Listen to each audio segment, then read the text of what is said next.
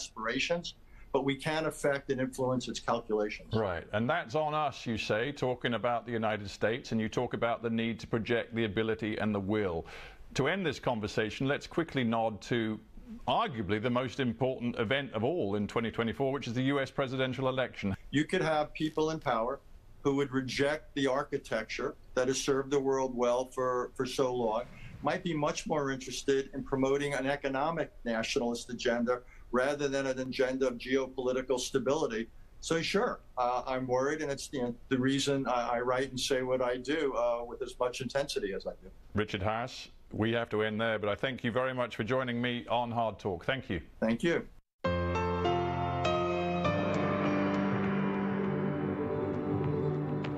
That was Hard Talk. I'm Saroja Coelho. You're listening to CBC Radio 1. Have a great day. Good morning, Manitoba. I'm Marcy Marcusa with our team at Information Radio. This is CBC Live in downtown Winnipeg on 89.3 FM, 990 AM on the app or on YouTube.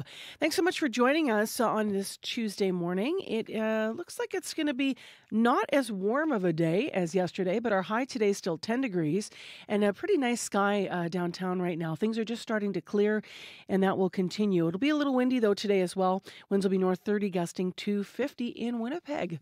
So thanks for listening wherever you are in the province. Let's say good morning to the team. Corey Funk is in. Good morning, Corey. Corey will direct the show and cover the commute.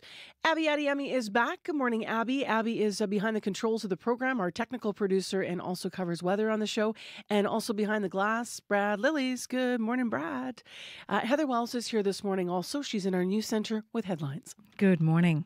Well, the man who was accused and then acquitted in the death of Tina Fontaine has died.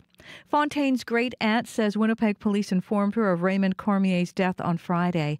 Tina Fontaine was 15 years old when she went missing in July 2014. Her body was found in the Red River 2 months later. Her murder focused attention on missing and murdered Indigenous women and girls. We'll hear more about what happened coming up. As well, the Winnipeg Jets face the Colorado Avalanche in Game 2 of this playoff series, and that means another whiteout street party. Streets around Canada Life Centre will start closing at 9 this morning. Buses will be rerouted off Graham by this area as well, and a few sidewalks are going to start closing as well, starting at noon. So we'll have more news for you and more details on what's shutting down in our next local news at 6:30. Navigating the whiteout. All right, thanks, Heather. You're welcome. In the show this morning on the show, does volunteering benefit your mental health? You bet it does. But how? What's the direct line between giving your time to an organization or another human being, volunteering, and your mental health? So that's on our column this morning in the first hour of the show. Also in the first hour, we're going to talk to a fertility specialist about Canadian Fertility Awareness Week, or maybe more specifically infertility, and why there's still a big taboo in talking about it. So stay tuned for that. A little bit later, we will tee up the Jets with what you have to say about what they have to do to win and get the win done tonight. And we have winners of our World Book Day contest. Stay with us. On Cue with Tom Power. One of the world's greatest living poets, Nikki Giovanni, came to fame during the Civil Rights era with poems that uplifted the experiences of Black Americans. Nikki is the subject of a new documentary. She'll be here to talk about her life and why she wants to die in space. I think we need to get more artists into space because there are things to see. That's coming up on Cue, followed by Commotion with Elamine Abdel Mahmoud on CBC Radio 1, the CBC Listen app, and everywhere you get your podcasts. This is World Report. Good morning, I'm Helen Mann. Ending plastic pollution is the focus of high-stakes negotiations happening today in Ottawa. More than 4,000 delegates are gathering there to hammer out a global treaty aimed at ending plastic waste. 175 nations are taking part, with the aim of developing a legally binding agreement this year. Our international climate correspondent, Susan Ormiston, has more. Plastic pollution is found in every corner of our planet. We are breathing, drinking, and eating it. Canada and Stephen Guilbeault, the Minister of Environment and Climate Change, are hosting delegates from around the world to try and negotiate an end to plastic pollution. Of all the environmental challenges that we have to face, it's probably the one that is the most tangible to the public. But one of the hardest to solve. An estimated 11 million tons of plastic pours into our oceans every year. Mountains of plastic trash are piling up in landfills, expected to triple in 16 years. And consumers are awash in plastic and frustrated, says Inger Anderson, Executive Director of the UN Environment Programme. The primary attention right now is on the production of that which we use once, twice, or very few times and then discard. And it's that throwaway economy that we've gotten used to and that we live with. Recycling can't begin to keep up, says Dr. Adil Najam, president of the Worldwide Fund for Nature. We can improve recycling. We must improve recycling. But we must also be clear, there is no pathway out of the mess we are in with recycling alone. The week-long negotiations in Ottawa could lead to a global treaty by the end of this year. It would be a first on plastics. Susan Ormiston, CBC News, Ottawa. In the United States, police have been cracking down on pro-Palestinian protesters on campuses across the country. Dozens of students were arrested as police dismantled an encampment at New York University. Another 45 protesters were arrested at Yale. Students are calling for a ceasefire in Gaza at Columbia University, MIT, and on the West Coast at Cal Poly Humboldt, students chanting Free Palestine have barricaded themselves in an administration building. On some campuses, the protesters have been accused of anti-Semitism. And in Ottawa, police are investigating a potential hate speech incident. Chief Eric Stubbs. If there is hate crime that is said, it is not something that we tolerate, and we will fully investigate. Video shows protesters in front of Parliament Hill glorifying the October 7th attacks by Hamas, but experts say hate speech charges are rarely laid in Canada. The first witness in the Donald Trump criminal hush money trial is expected to take the stand again today.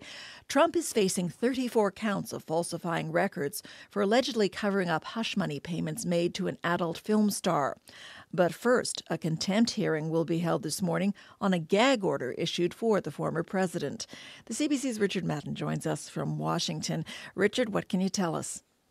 Yeah, later this morning, before the jury is admitted in the courtroom, there will be a hearing about the former president's gag order. Donald Trump is banned from publicly talking about witnesses, prosecutors, court staff, and jurors, but he's been testing the limits. Prosecutors say he's violated this order more than half a dozen times, from attacking witnesses to the judge's own family. Prosecutors have proposed fining Trump $1,000 per violation and possibly holding him in contempt of court. Just yesterday, Trump aired his grievances before the cameras. Take a listen. They take this payment and they call it a legal expense, and you heard it today for the first time. This is what I got indicted over. This is what took me off and takes me off the campaign trail. So it all goes without saying, the judge faces an unprecedented decision later this morning. If he agrees Trump defied the gag order, his options range from issuing a warning to a fine to even a short time in jail. So whatever the ruling, it will be historic. Beyond that, what can we expect today in terms of the trial itself?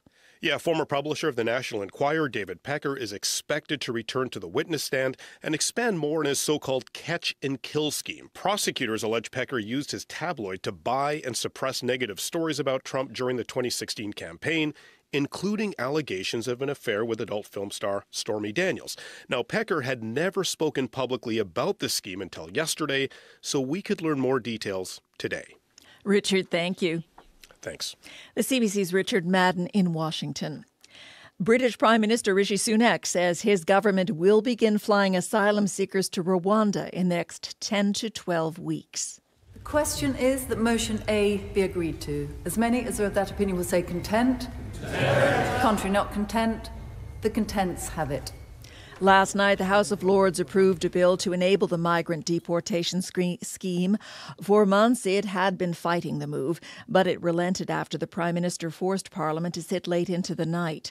Sunak says this bill is necessary to deter people from crossing the English Channel on unsafe vessels chartered by human smugglers. But critics say the plan to deport people to Rwanda is inhumane. This morning, French media are reporting at least 5 migrants have died trying to cross the English Channel overnight. Malaysia's Navy says all 10 people on board were killed when 2 military helicopters collided this morning. The helicopters crashed mid-air during a training session for the Navy's 90th anniversary celebration next month. The Navy says all victims were confirmed dead on site. The wildfire season's well underway in Western Canada. Communities in British Columbia are under evacuation alerts. Some 16,000 hectares are burning in Burgess Creek. And in Alberta, residents in the First Nation of Cold Lake 149 have been told to leave. It's more of a swampy, kind of fielded area, but there is homes surrounding it, kind of along the outlying roads. So the homes have been evacuated. All of the community members in the homes have collected at our local community center. That's Daniel McLaughlin, the communications coordinator for Cold Lake.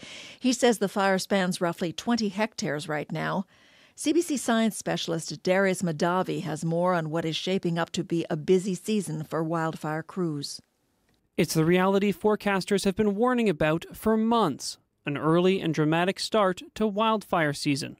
Over the past 24 hours, several communities in BC and Alberta have faced evacuation orders and alerts, as crews have been working to hold out-of-control human-caused fires. But this isn't their first taste of the season to come. Wildland firefighters have already been battling dozens of so-called zombie fires across Western Canada. Remnants of last year's largest blazes smoldering underground for months, a burning reminder of the devastation 2023 brought. But now, high temperatures and record-low snowpack are providing ideal conditions for new fire starts, each one posing a particular threat this year, as large swaths of BC and Alberta see extreme drought conditions drag on. The only hope for avoiding another exceptional fire season? Consistent, prolonged rainfall, which crews and communities alike are hoping May and June will bring. Darius Madavi, CBC News, Vancouver. She paid $24,000 to a recruitment agency to bring her daughters to Canada to work in healthcare jobs in Newfoundland. But the jobs and their money were lost when their relationship with the agency owner ended in an intractable dispute. After CBC shared her story, the family's fortunes turned. Chris O'Neill Yates has an update on their story. Welcome to St. John's International Airport. Joy Thompson has waited for this moment for decades, for her children to finally join her in Canada along with their husbands. At last, they're here. Every trouble is worth it. Thompson left her daughters in the Philippines when they were 9 and 10, worked and sent home money, educated them as nurses. Now daughters Aubrey and April will finally practice nursing in St. John's after they get their Canadian certification. Aubrey is overjoyed. Thank you for being strong for us. I love you, Ma. The family's dream of being together in Canada took a turn when Wanda Cuff Young heard our original story. I was truly shocked. Cuff Young owns an international recruiting agency in St. John's and took on their case free of charge. This province desperately needs nurses, says Cuff Young. I thought, I had the capacity to help because I knew people and I knew who to talk to in the provincial government.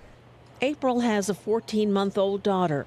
She's happy her mother will get to know her granddaughter. My mother left us when we were still young, started working abroad, and I was still 9 years old. And now they just want to make up for lost time and build a life here. Chris O'Neill Yates, CBC News, St. John's. That's the latest news from World Report. I'm Helen Mann. This is CBC News.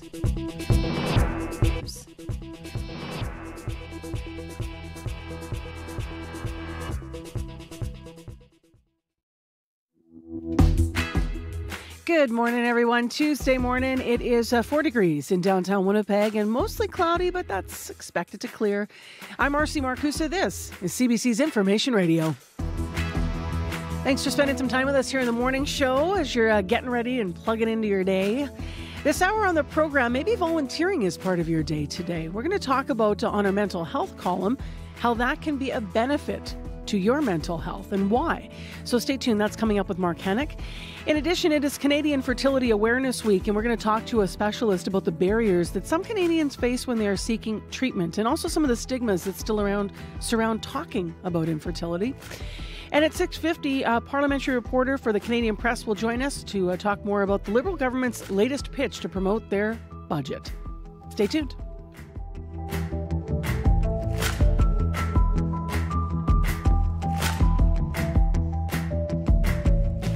Right now, we have developing news in Manitoba overnight. Heather Wells is with us with headlines. Good morning.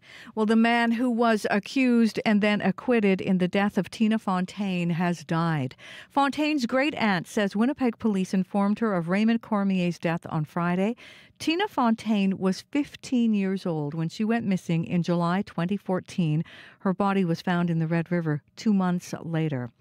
Thelma Favel raised Fontaine for part of her life, and she worries with Cormier's passing, she may never learn the truth about what happened to her great niece. We're going to hear from Thelma Favel coming up. As well, a new survey is helping Winnipeg healthcare facilities fix issues quickly, maybe even before a patient leaves. The Winnipeg Regional Health Authority has been running a real-time survey. It has just 3 questions given to patients who can then give a score on a scale of 10. We'll hear all about this survey coming up in our next local news at 6:30. Heather, and you're once again representing for the Jets today. Good job. Oh, you know what? I had to. I really need to go out and buy more Jets gear, though. Keep recycling the same old. I didn't want to wear my jersey again because it's a bit hot when I'm in studio, but I didn't. I'm like, I don't have another Jets shirt that's white, actually. I think we need to go shopping, Marcy. Yeah, maybe we need some more gear because hopefully this will be the year where we need a lot of shirts. Hopefully exactly. Maybe this will go on for another month. 6:13 is the time right now. Let's turn our attention to the weather forecast. Find out if it is in fact short sleeve weather today. Abby Adeyemi, welcome back. How you doing? Good. How you doing? Good. Yeah. Pretty good. Good morning. It's I think it's going to be a wonderful day for the event today. So yeah, it should be good weather for Whiteout. Good weather. Currently partly cloudy in the downtown, and as you step out, it's already like 4 degrees out there. It's going to be a sunny day, but, cooler than yesterday. So if you're going to be out and about, you might not have to worry about heat this morning. Yesterday, we saw a high of 18. Now, today's weather is shaping up to be a mix of, clouds and sunshine. And we're in for, those clouds to clear out as the morning progresses. I just looked out under the blind and I noticed, it's still cloudy out there, but it's clearing up this morning. Now, with the winds, it's going to be coming from the north. Despite the chills that will come with that, we will see temperatures get to a high of 10 degrees. Now, as for tonight, expect clear skies to prevail.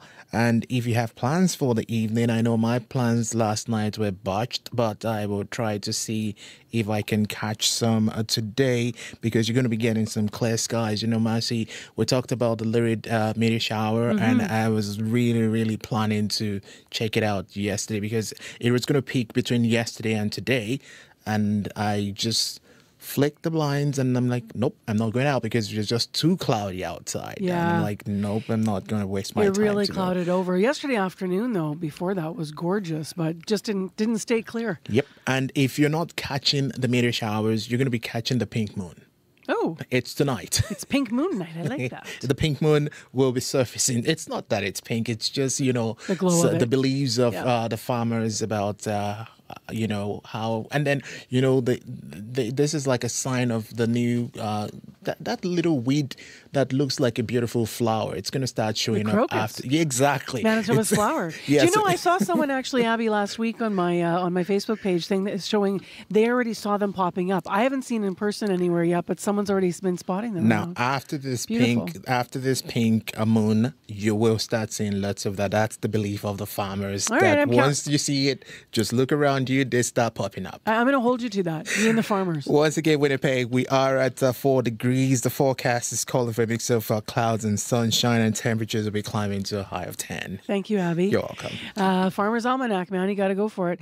All right, let's get into what's happening in terms of the road closures, because we were talking about the Whiteout Party. Corey Funk is here, and actually, we're just going to flag early here that they start actually earlier than you might think. Yeah, 9 a.m. actually is when those streets are going to be closed for the street party. I'm talking about southbound Donald between Portage and St. Mary, as well as Graham in both directions between Hargrave and Smith. And if you are planning to take the bus, just a reminder, buses are being rerouted off Graham. For that if your bus does go down Graham, it will be rerouted there as well. So that's starting at 9 a.m. and it's going until 3 a.m. Tomorrow morning. So keep that in mind today on your commute, especially coming back from work. But otherwise, if you see anything else going on out there, if you're walking, biking, driving, give me a call. Let me know what you're seeing out there on the roads. That number to call, 204-788-3093.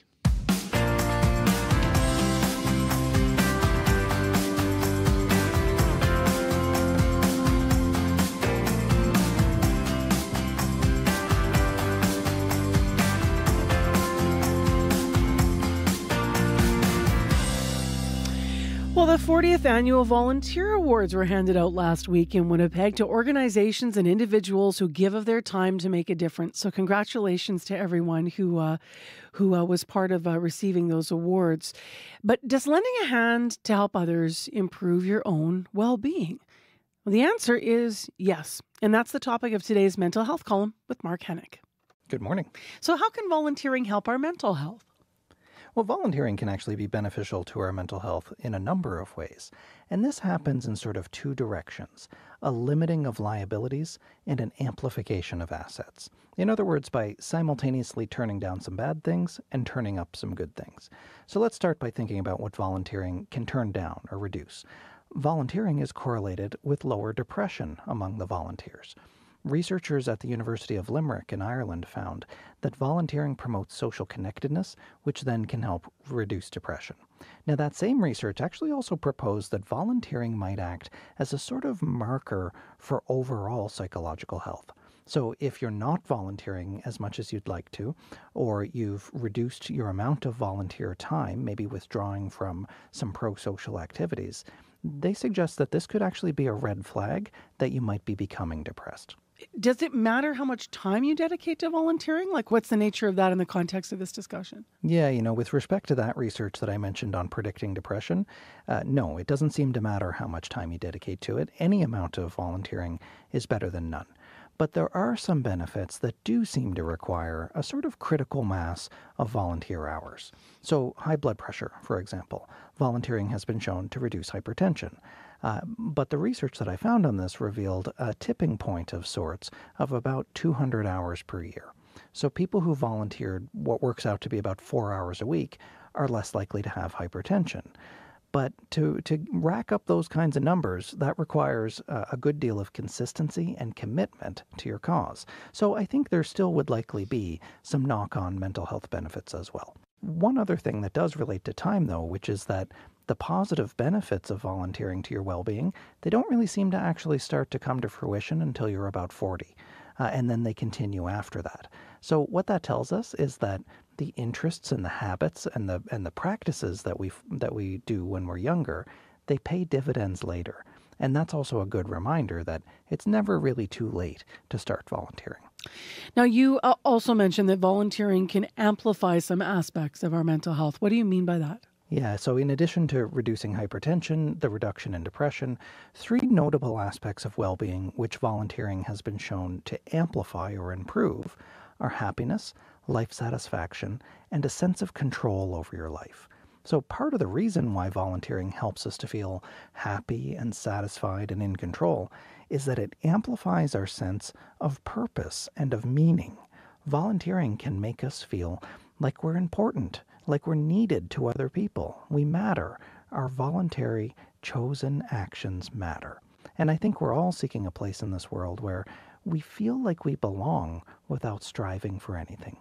Now, research has also shown that where people volunteer, that might mediate some of these improvements too.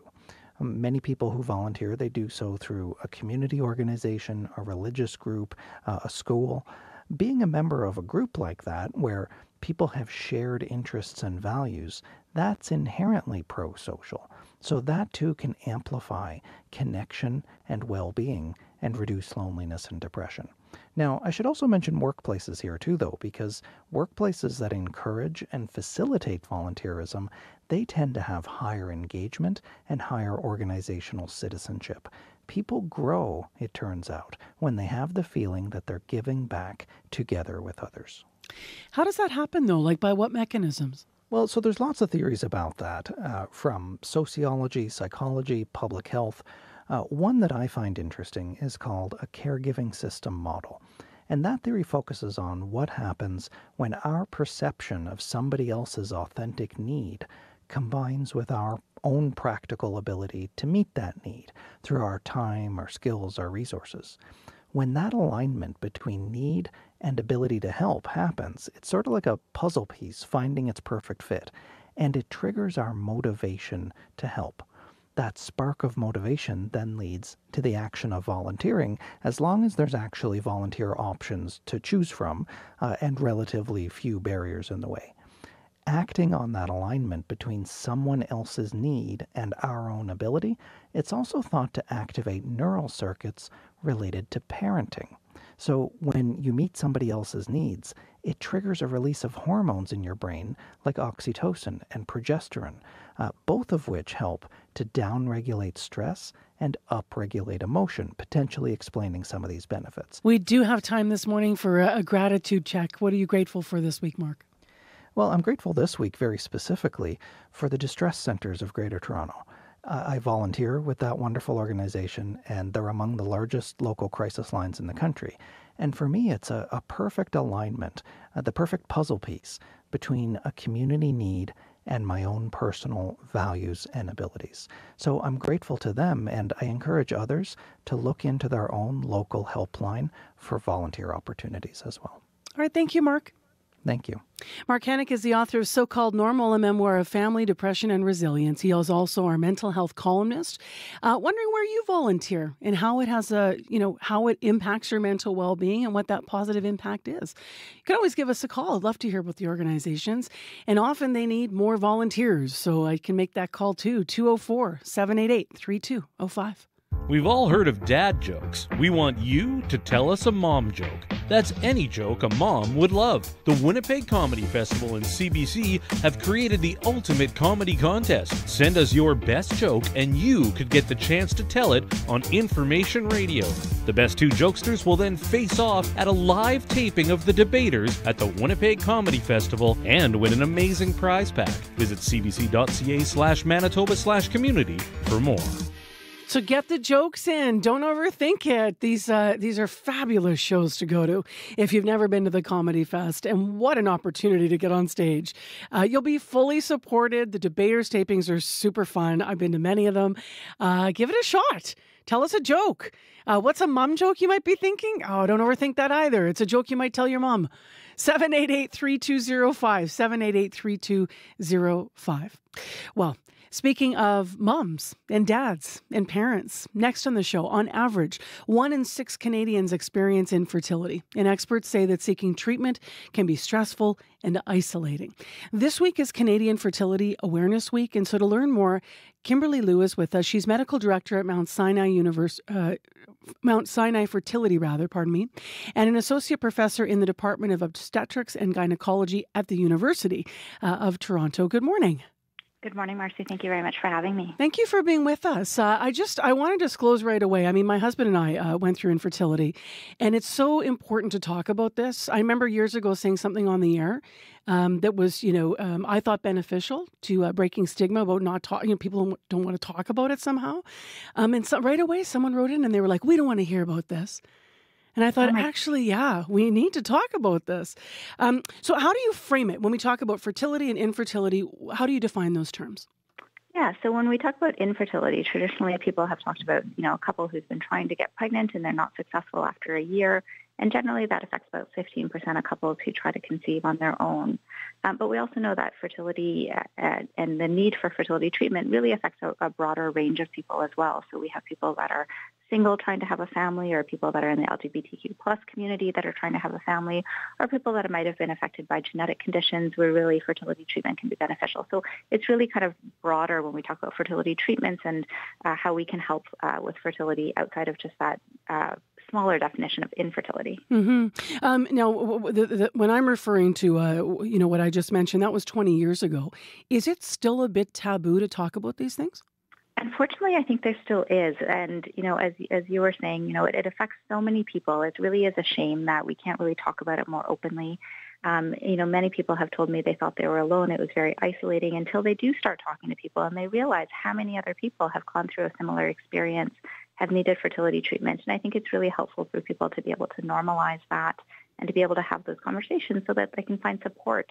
It can be really challenging to go through infertility and to go through fertility treatment. So getting support from friends and family can really help. And then the follow-through support is still a huge gap in this country because not everyone manages to conceive. And there's like nothing then. People will talk to you while you're going through it, but then actually if you don't conceive, it's just fascinating that we don't talk about it. Let's talk about access to the treatments because that's improved greatly. But still, what are the barriers to getting treatment across Canada? Yeah, I think there's really two barriers that are really important and affect Canadians. One is geography. We live in a really big country, but the fertility clinics really are often associated really just with the big cities. And so people that are traveling from very far often for fertility treatments, and fertility treatments often involve multiple appointments. People might be coming 4 or 5 times within a 1 or 2 week time period. So I have patients that are driving hours every day or flying sometimes for their appointments multiple times. And there's a cost to that. There's a cost with time off work. There's a cost associated with the travel, hotels, etc. So that's one. And then that leads into the second, which is financial. So we have, a bit of a patchwork of coverage across the country by province. I live and work in Ontario, and so we have some coverage for IVF, which is great, but it only covers one cycle, and many people need more than one cycle. And it doesn't cover everything associated with that, too. Things like medications or things like genetic testing can still add significant costs for people. So financial costs, when an IVF cycle can be $15,000 to $20,000, can be a huge barrier. They just actually, in our recent provincial budget here in Manitoba, announced some coverage to that end as well. But as you're saying, how far could it go to help and what's missing? Well, what are some of the common factors behind fertility challenges for people? Yeah, so age is one. I think most people know that age is associated with fertility. They don't always know how quickly, we can start to see that decline. So for women over the age of 35, we can see somewhat of a decline, and definitely even at the age of 40, we can see a much more significant decline in fertility. Other factors include sperm production or sperm quality. Those can be affected and contribute to a significant amount of infertility.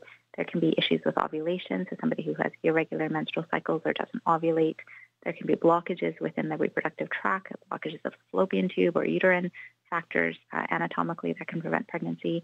And then a significant amount of infertility, probably about 15 to 20%, is actually unexplained. So we don't find a cause for their infertility, although the fortunate thing is that there's many treatments that we have to offer even in that situation.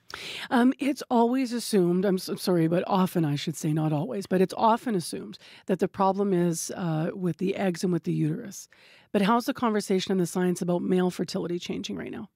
So, it's very important not to forget about the fact that when you have a couple, it's really both members of the couple that are important in this equation. And male factor infertility can account for about 25% of all diagnoses of infertility, and it can actually be a contributing factor in up to 40 to 50% of cases. So it really is something not to be forgotten and really needs to be part of the conversation. When we see somebody who's part of a couple, we want to see both members of the couple and ensure that we're doing diagnostic testing and talking about treatment options with both members. So it's really important to keep that in mind. And I think we are continuing to improve our science and research looking at causes of male factor infertility and how to help improve those chances for those couples as well. I'm tight on time, but if someone's listening and they want to seek solutions, they might be struggling through this. What's your advice in terms of step one? I think definitely, start even talking to your family doctor, even as you're planning pregnancy. It's important for things like prenatal vitamins and optimizing your medical issues or any medications before pregnancy, and also understanding your menstrual cycle, when is the best time to try to conceive. And then if you are struggling, making sure that you seek help. There's lots of testing that can be done and treatment options. Definitely if you've been trying over a year, and then sometimes we even encourage for people if they've been trying for more than 6 months, if they have risk factors such as irregular menstrual cycles or they've had cancer or chemotherapy, it's important to seek treatment sooner. Kimberly, thank you very much for raising all this awareness. Absolutely. Thanks for having me this morning. That's Kimberly Liu. She's the medical director at Mount Sinai Fertility and associate professor in the Department of Obstetrics and Gynecology at the University of Toronto. And just on a personal note, because I got personal there, if you are struggling with this, just reach out for help. It's difficult on your relationship. It's difficult on you. Don't keep it inside. There's lots of people out there that can help. There's lots of really good resources in Manitoba. So find them. Check them out. Your CBC Winnipeg News is next. This is CBC News. Good morning. I'm Heather Wells in Winnipeg at 6:30. It's a little bit windy, a little chilly. It's 4 degrees right now. We are headed to a high of just 10 thanks to that strong north wind, 30 gusting to 50 today. The man acquitted in the death of Tina Fontaine has died. Fontaine's great-aunt says Winnipeg police informed her of Raymond Cormier's death on Friday. Tina Fontaine was 15 years old when she went missing in July 2014. Her body was found in the Red River 2 months later. Cormier was charged with second-degree murder, but a jury acquitted him in 2018. Thelma Favel raised Fontaine for part of the teen's life. She says she is disappointed Cormier is dead because she may never learn the truth about what happened. He took the truth with him, because I know he did it. I don't know. I just have that feeling in me that he was the one responsible for Tina's death. Favel wants people to remember Tina and how her case turned the focus on missing and murdered Indigenous women and girls. Very little is known about Cormier's death. The Aboriginal People's Television Network, or APTN, reports his body was found in Kenora. Jury selection in the trial of the man charged with killing 4 Indigenous women is scheduled for Thursday. Jeremy Skibicki's trial is scheduled to start next week. Yesterday, the family of Morgan Harris, one of the women believed to be a victim, was part of a ceremony at the Forks. Dozens were there in support. Melissa Robinson is Morgan Harris's cousin. She says they held a pipe ceremony with their elders. To give us strength, and that's why we held that tobacco the whole time while they were doing their prayers, is because what we do with that tobacco, it being a medicine, is we then put it into our tobacco ties that'll be hung in the courtroom. Skibicki is on trial for the deaths of Harris, as well as Mercedes Myron, Rebecca Contois, and an unknown woman given the name Buffalo Woman by the community.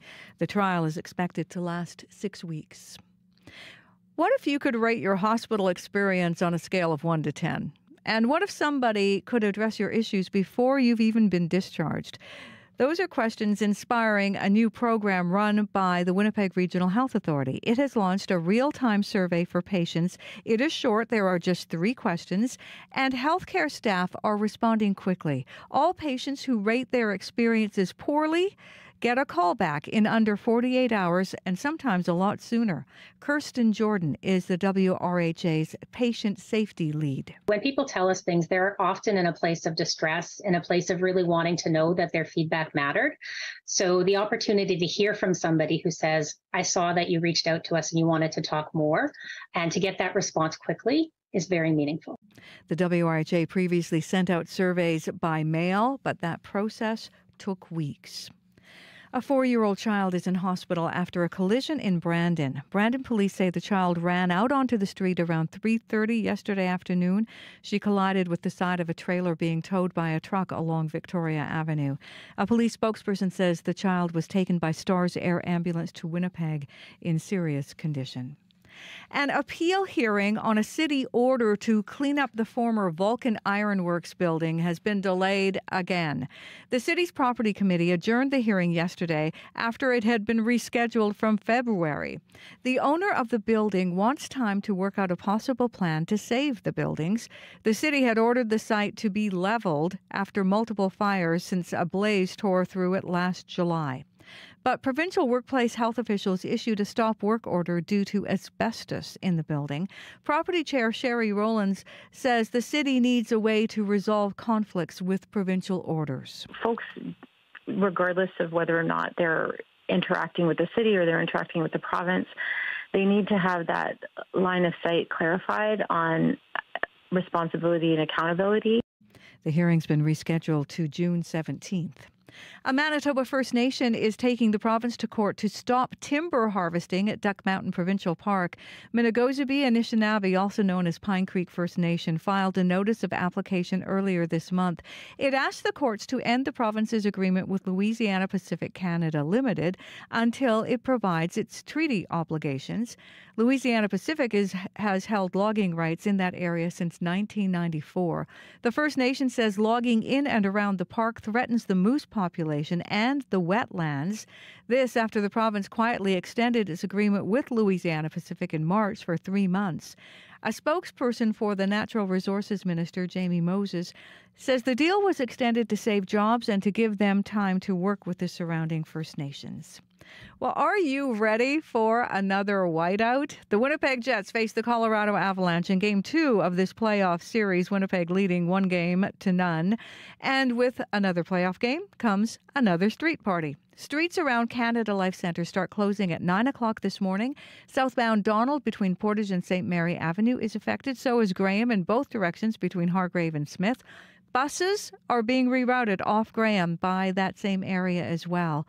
Now, a few sidewalks will be closed as well, starting at noon. The sidewalks on Donald between Portage and St. Mary, along with the north side of Graham between Hargrave and Smith. You can find more information on all these closures on our website this morning, cbc.ca/Manitoba. Heather, thank you. You're welcome. Of course you thank you. Yeah, there we go. Done. I can just go home now. Traffic. Put your feet up. No other traffic. There actually isn't any other traffic this morning right now, it's been very is there? smooth otherwise. Nope. Good times. Yeah.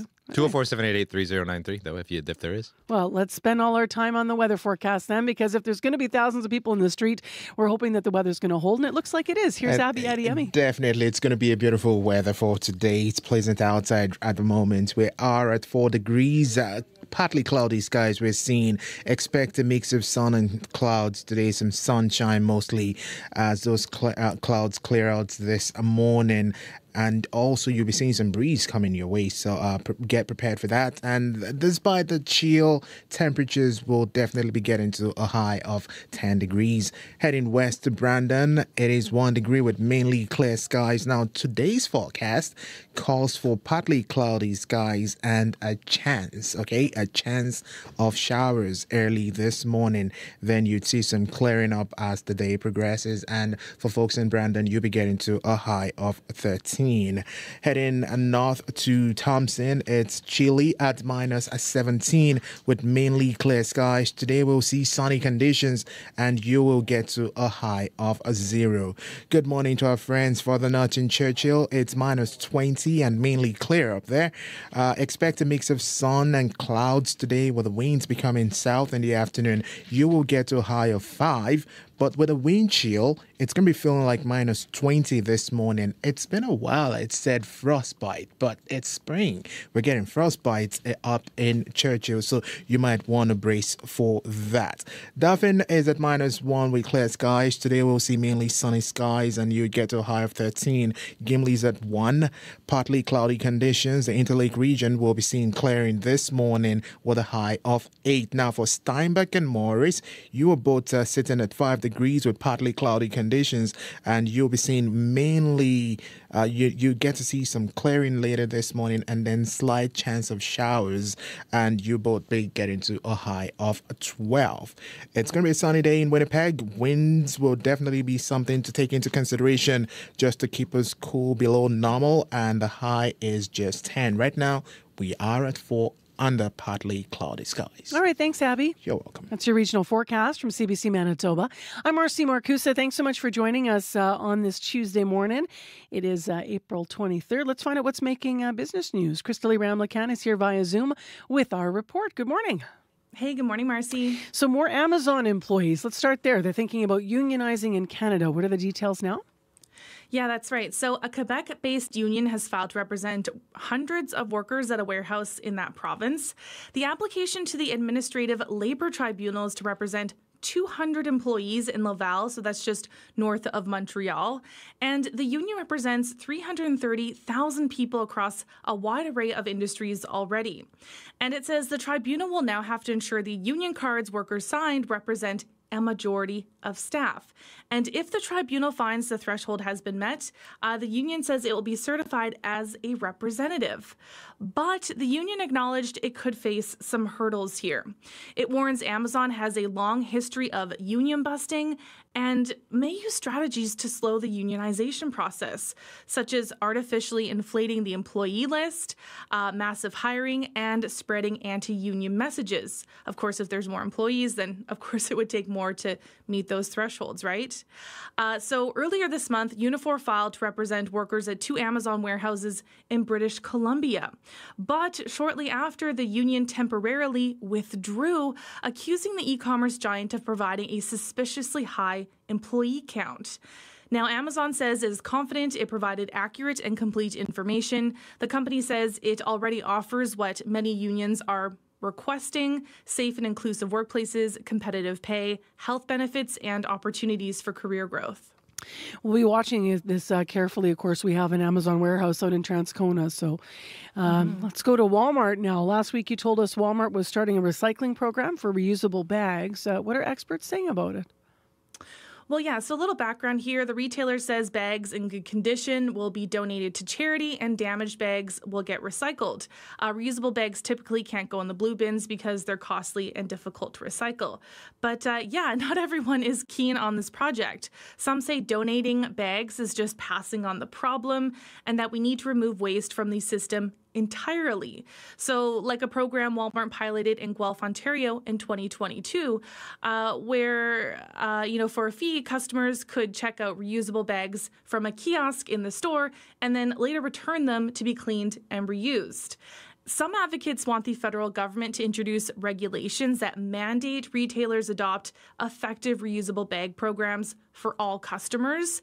Tony Walker is an environmental researcher at Dalhousie University in Halifax, and he says regulations could be hard to enforce and incentives could be a better tactic. When the cost is a disincentive to do an activity, people change their behavior. And so in behavioral social sciences, they call that a nudge or an incentive. And I think we need a combination of, basically, it's like a carrot and a stick. Incentivize people to use less. Walmart says it is continuing to explore different reusable bag programs, including ones in stores. And Metro, which operates in Ontario and Quebec, reuses delivery materials, which experts have actually applauded. Customers can get their goods delivered in a cardboard box or reusable bags, which can be returned and then used for another delivery. Or customers can opt just for a plastic bin to remove their groceries when they arrive. I just want to share two quick comments here, Crystal Lee, because you're talking about, the bags and recycling or options or what to do. And yesterday was Earth Day, so we were asking people, how they feel about our city and province, Winnipeg and Manitoba overall, about how we're doing, what makes them proud and also what frustrates them. And wow, we got an earful of comments. So these two are quick. Sonia Kleiman saying trash is advertising all over the place. So just talking about all kinds of different flyers and things like that. An egregious lack of garbage and recycling bins and still no consignment bottles. It feels like 1974. And then we had Linda Rougeau writing in, Manitoba is the hillbilly province of Canada. We're so far behind the rest of Canada in many areas in the environment. And so people are writing in. It was interesting because my niece and nephew came in. They're little, but they were in from BC a couple summers ago, and they were shocked. They were like, why are there plastic bags everywhere? And at that time, they were looking at the straws and it was fascinating to see that difference between what they're growing up with in BC and some of the things here that we're just behind on.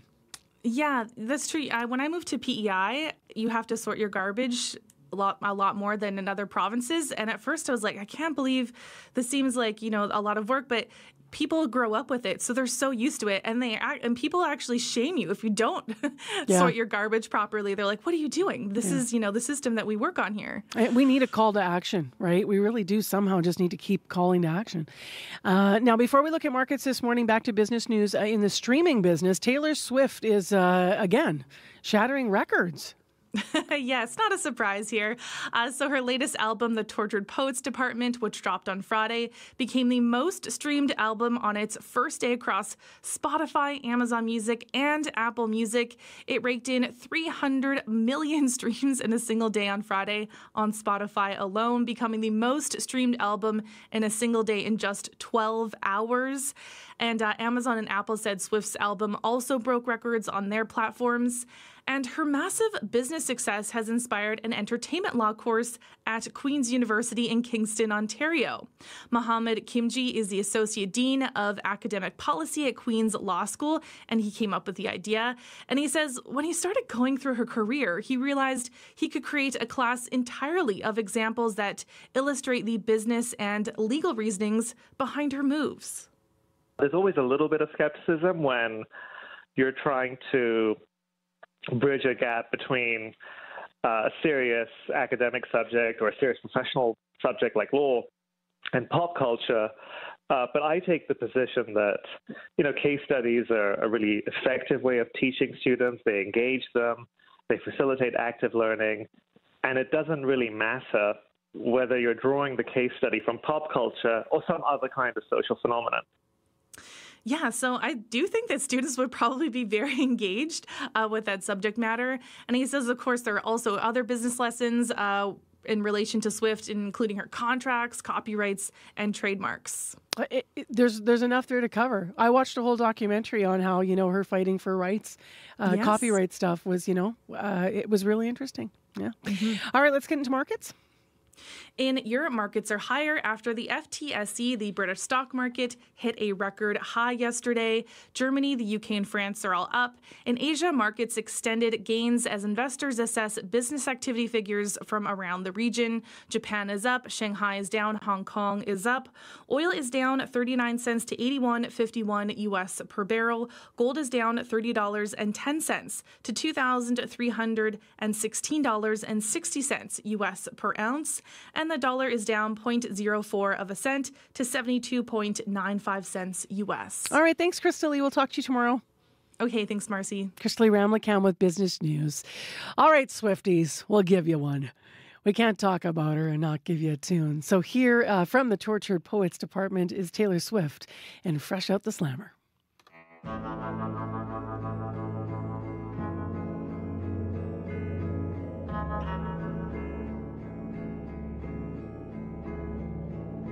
Now, pretty baby, I'm running back home to you. Fresh out the slammer, I know who my first call will be too. Fresh out the slammer, another summer taking cover, rolling thunder. He don't understand me. Splintered back in winter, silent dinners, bitter. He was with her in dreams. Gray and blue and fights and tunnels, handcuffed to the spell I was under. For just 1 hour of sunshine, years of labor, locks and ceilings, in the shade of how he was feeling. But it's gonna be alright, I did my time. Now, pretty baby, I'm running back home to you.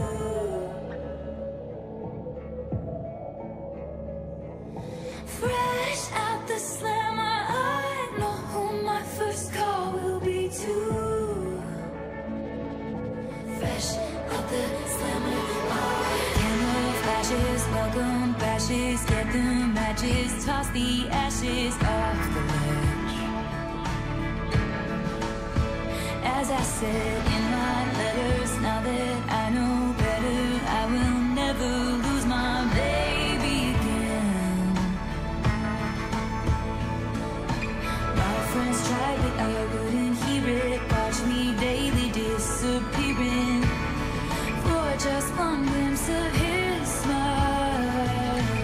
All those nights he kept me going, swirled you into all of my poems. Now we're at the starting line, I did my time. Now, pretty baby, I'm running to the house. We still wait up in that porch like leaves. To the one who says I'm the girl of his American dreams.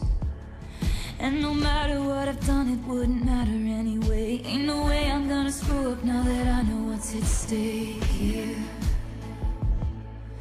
At the park where we used to sit on children's swings, wearing imaginary rings. But it's gonna be alright, I did my time.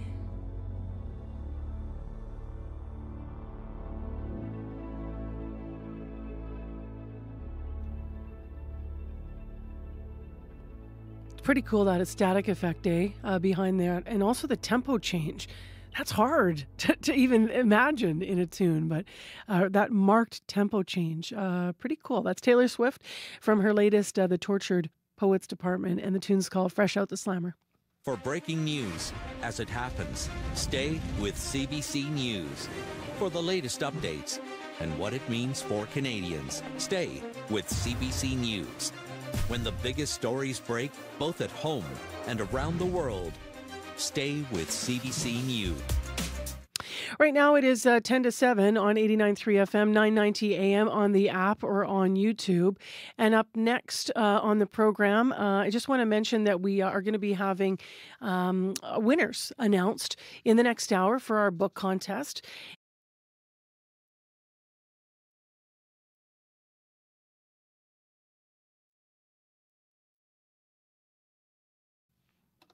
Narrative, lyric, heroic, romantic, verse, or prose. The 2024 CBC Poetry Prize is on. Send in your best unpublished poem or poetry collection. Up for grabs, cash prizes from the Canada Council for the Arts, a 2-week writing residency at the Banff Centre for Arts and Creativity, and your work published on CBC Books. Contest closes June 1st. For rules and more, go to cbcbooks.ca. Time right now is 9 minutes to 7 o'clock on 89.3 FM, 990 AM on the app or YouTube. It's 4 degrees in Winnipeg. It's mostly cloudy. It's going to clear this morning and be a little bit windy today. Winds north 30 to 50 and a high today of 10 degrees. Into tonight, we are going to stay clear rather. So that all looks really good for that whiteout party. There's another one today, of course. And the game is late. So it starts at 8:30. So into tonight, a low down to -5. And then tomorrow, we are expecting sunshine and a hot high. I'm going to say hot because in the sun it's going to feel hot of 19 degrees tomorrow in Winnipeg.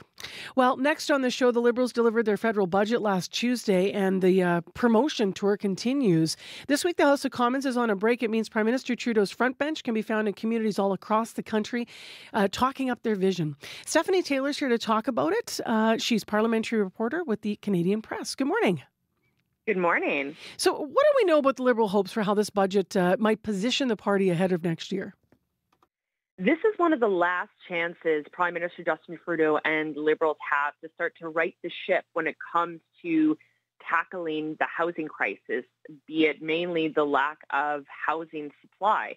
There's billions of dollars put into this budget to try and spur construction, the federal government willing to make deals directly with cities with some strings attached to kind of get shovels in the ground and to get building going. But politically, this is one of also the last chances Prime Minister has to bring back voters under 40 who brought him to power in the first place, the generation of millennials and Gen Z who showed up and brought Trudeau to power back in 2015, voted for him in subsequent elections. But this time around, are looking more favorably at Conservative leader Pierre Poilievre as they deal with a high cost of living, as they deal with concerns around maybe I'll never be able to afford to own a home, or maybe I live in a big city and I can't afford my rent. And it's Conservative leader Pierre Poilievre who's been really for the past 2 years, but really over the past year, delivering a very sharp and crisp message that is resonating with this younger voter class. So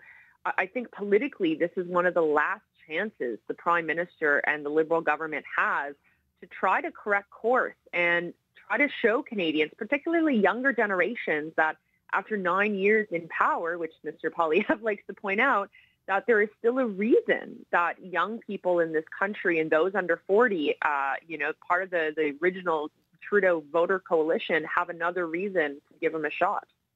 Through the lens of the budget, is there enough in here that's going to, sell those younger voters on it? Will they believe that these are the things that they need to get into the houses and such? What do you think the biggest challenge will be for the Libs as they're defending this?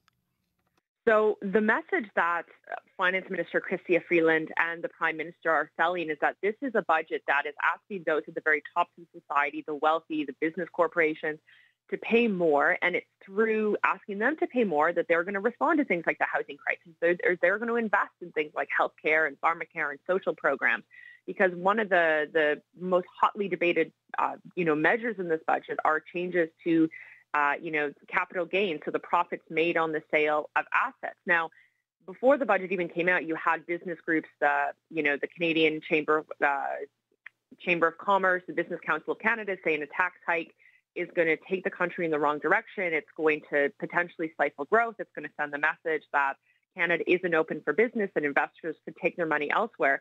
But since the budget came out, you have other groups of professionals, be it CEOs from kind of the startup and tech world saying this could be, bad and incentivizing growth. Today, you have the Canadian Medical Association saying there's a lot of doctors who incorporate their medical practices, and it's through doing this that they kind of create retirement savings for themselves. And that if they start to see, negative impacts from this capital gains tax change, that could affect things like retention and recruitment in something like healthcare and in family medicine.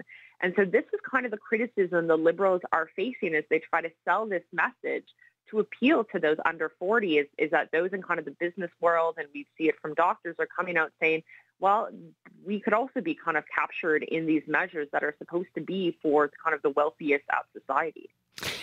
Stephanie Taylor, we are short on time this morning. Thank you very much for the interview. Appreciate it.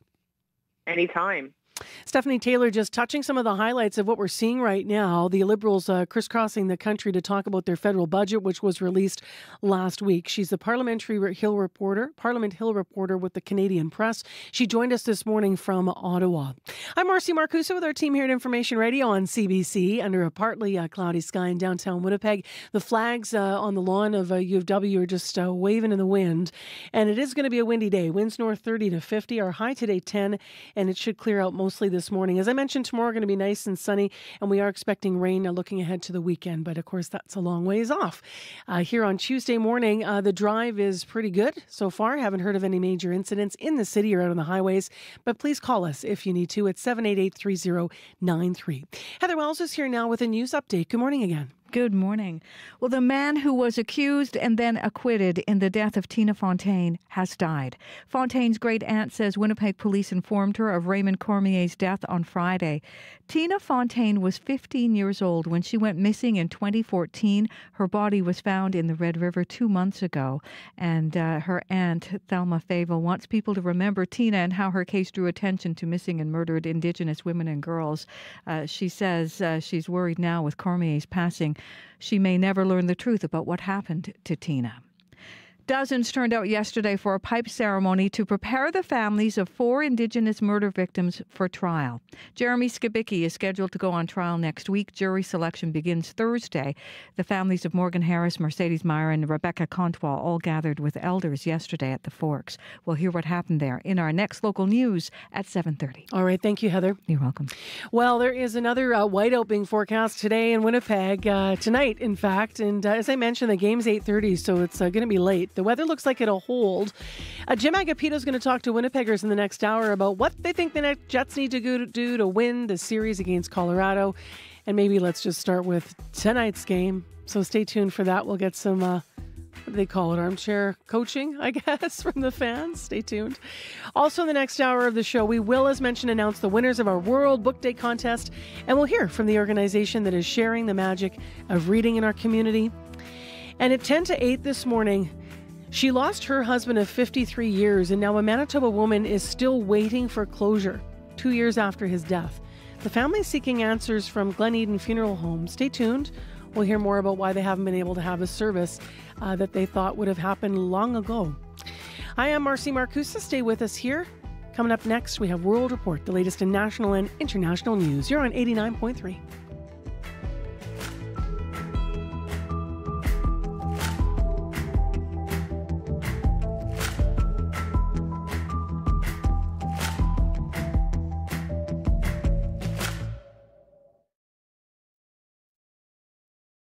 On the current. And we can still be bound by love and respect and having each other's backs and hearts. I think that's what family is. Sophie Gregoire Trudeau has spent decades in the spotlight as a television host and as a political spouse. After her split with Justin Trudeau, she is now writing about getting Canadians in touch with their feelings. Sophie Gregoire Trudeau coming up on The Current. The Current with Matt Galloway.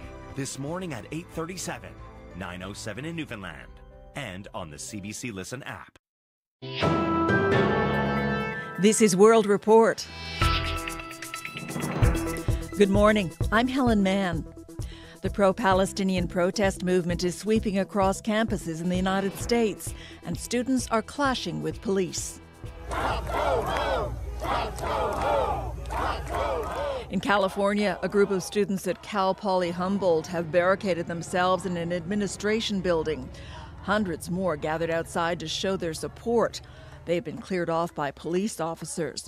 In-person classes are canceled at the school through Wednesday. It's not clear if any students at Cal Poly have been arrested.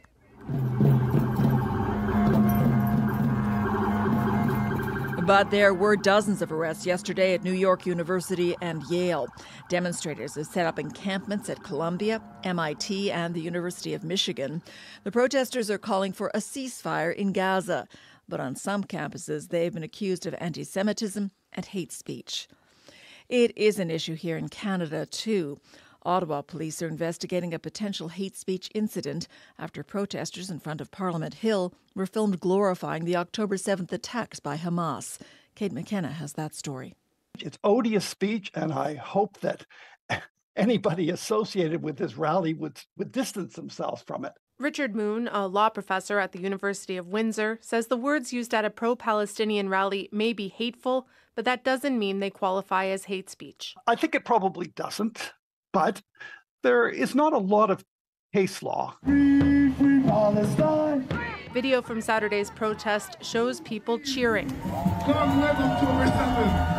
As a man with a megaphone says, "Long live October 7th," the date when, according to Israel, Hamas killed about 1,200 people in southern Israel and took about 250 people hostage. I too have seen the videos of Ottawa Police Chief Eric Stubbs says they're working to determine whether the comments are enough to lay hate speech charges. If there is hate crime that is said, it is not something that we tolerate, and we will fully investigate. Moon says the bar is very high for prosecutors to allege that speech crosses the threshold into hate speech. Things like describing the members of the group as animalistic or subhuman, or as preying on children, or as inherently violent in character. I think that gives you some sense of how extreme the speech must be.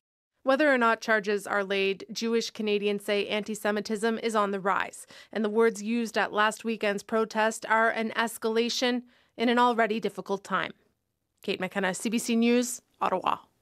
Britain is showing its commitment to NATO and promising to stand fast against Russian aggression in Eastern Europe. Prime Minister Rishi Sunak is travelling to Poland today, and as Abby Kuvadasan reports, he'll be announcing a brand new aid package. An extra $846 million Canadian dollars of British military aid for Ukraine. It includes more than 1,600 defense missiles, 400 vehicles, and 4 million rounds of small arms ammunition. Russian Foreign Minister Sergei Lavrov took aim at Western support for Ukraine, accusing the U.S. and what he calls NATO satellites of being obsessed with defeating Russia. Ukraine's allies know Kyiv is struggling on the battlefield. Since taking the Ukrainian town of Avdiivka in mid-February, Russian forces have been advancing on Donetsk. U.S. aid had stalled in the Republican-led House of Representatives for months until it passed on Saturday. The package, worth 82 billion Canadian dollars, will now be put to a vote in the Senate. The money from the US and the UK is important. Radek Sikorski is the Polish foreign minister. Because it's weighed towards defense articles, towards anti-aircraft and anti-missile effectors and batteries that Ukraine desperately needs to protect its power plants and its cities. British Prime Minister Rishi Sunak's visit to Warsaw is not only about unveiling the UK's largest supply of munitions for Ukraine. It's also about reinforcing security ties with NATO allies. 10 Downing Street says a Royal Air Force squadron will start policing Polish skies for the alliance next year, as Sunak believes the Kremlin has territorial ambitions beyond Ukraine. Abby Kuvadasan, CBC News, London. Sunak says his government will begin flying asylum seekers to Rwanda in the next 10 to 12 weeks. The question is that motion A be agreed to. As many as are of that opinion will say content. Contrary not content. The contents have it. Last night, the House of Lords approved a bill to enable the migrant deportation scheme. For months, it had been fighting the move, but it relented after Sunak forced Parliament to sit late into the night. The Prime Minister says this bill is necessary to deter people from crossing the English Channel on unsafe vessels chartered by human smugglers. But critics say the plan to deport people to Rwanda is inhumane. This morning, French media are reporting at least 5 migrants have died trying to cross the English Channel overnight. Bangladesh is in the midst of a torturous week-long heat wave.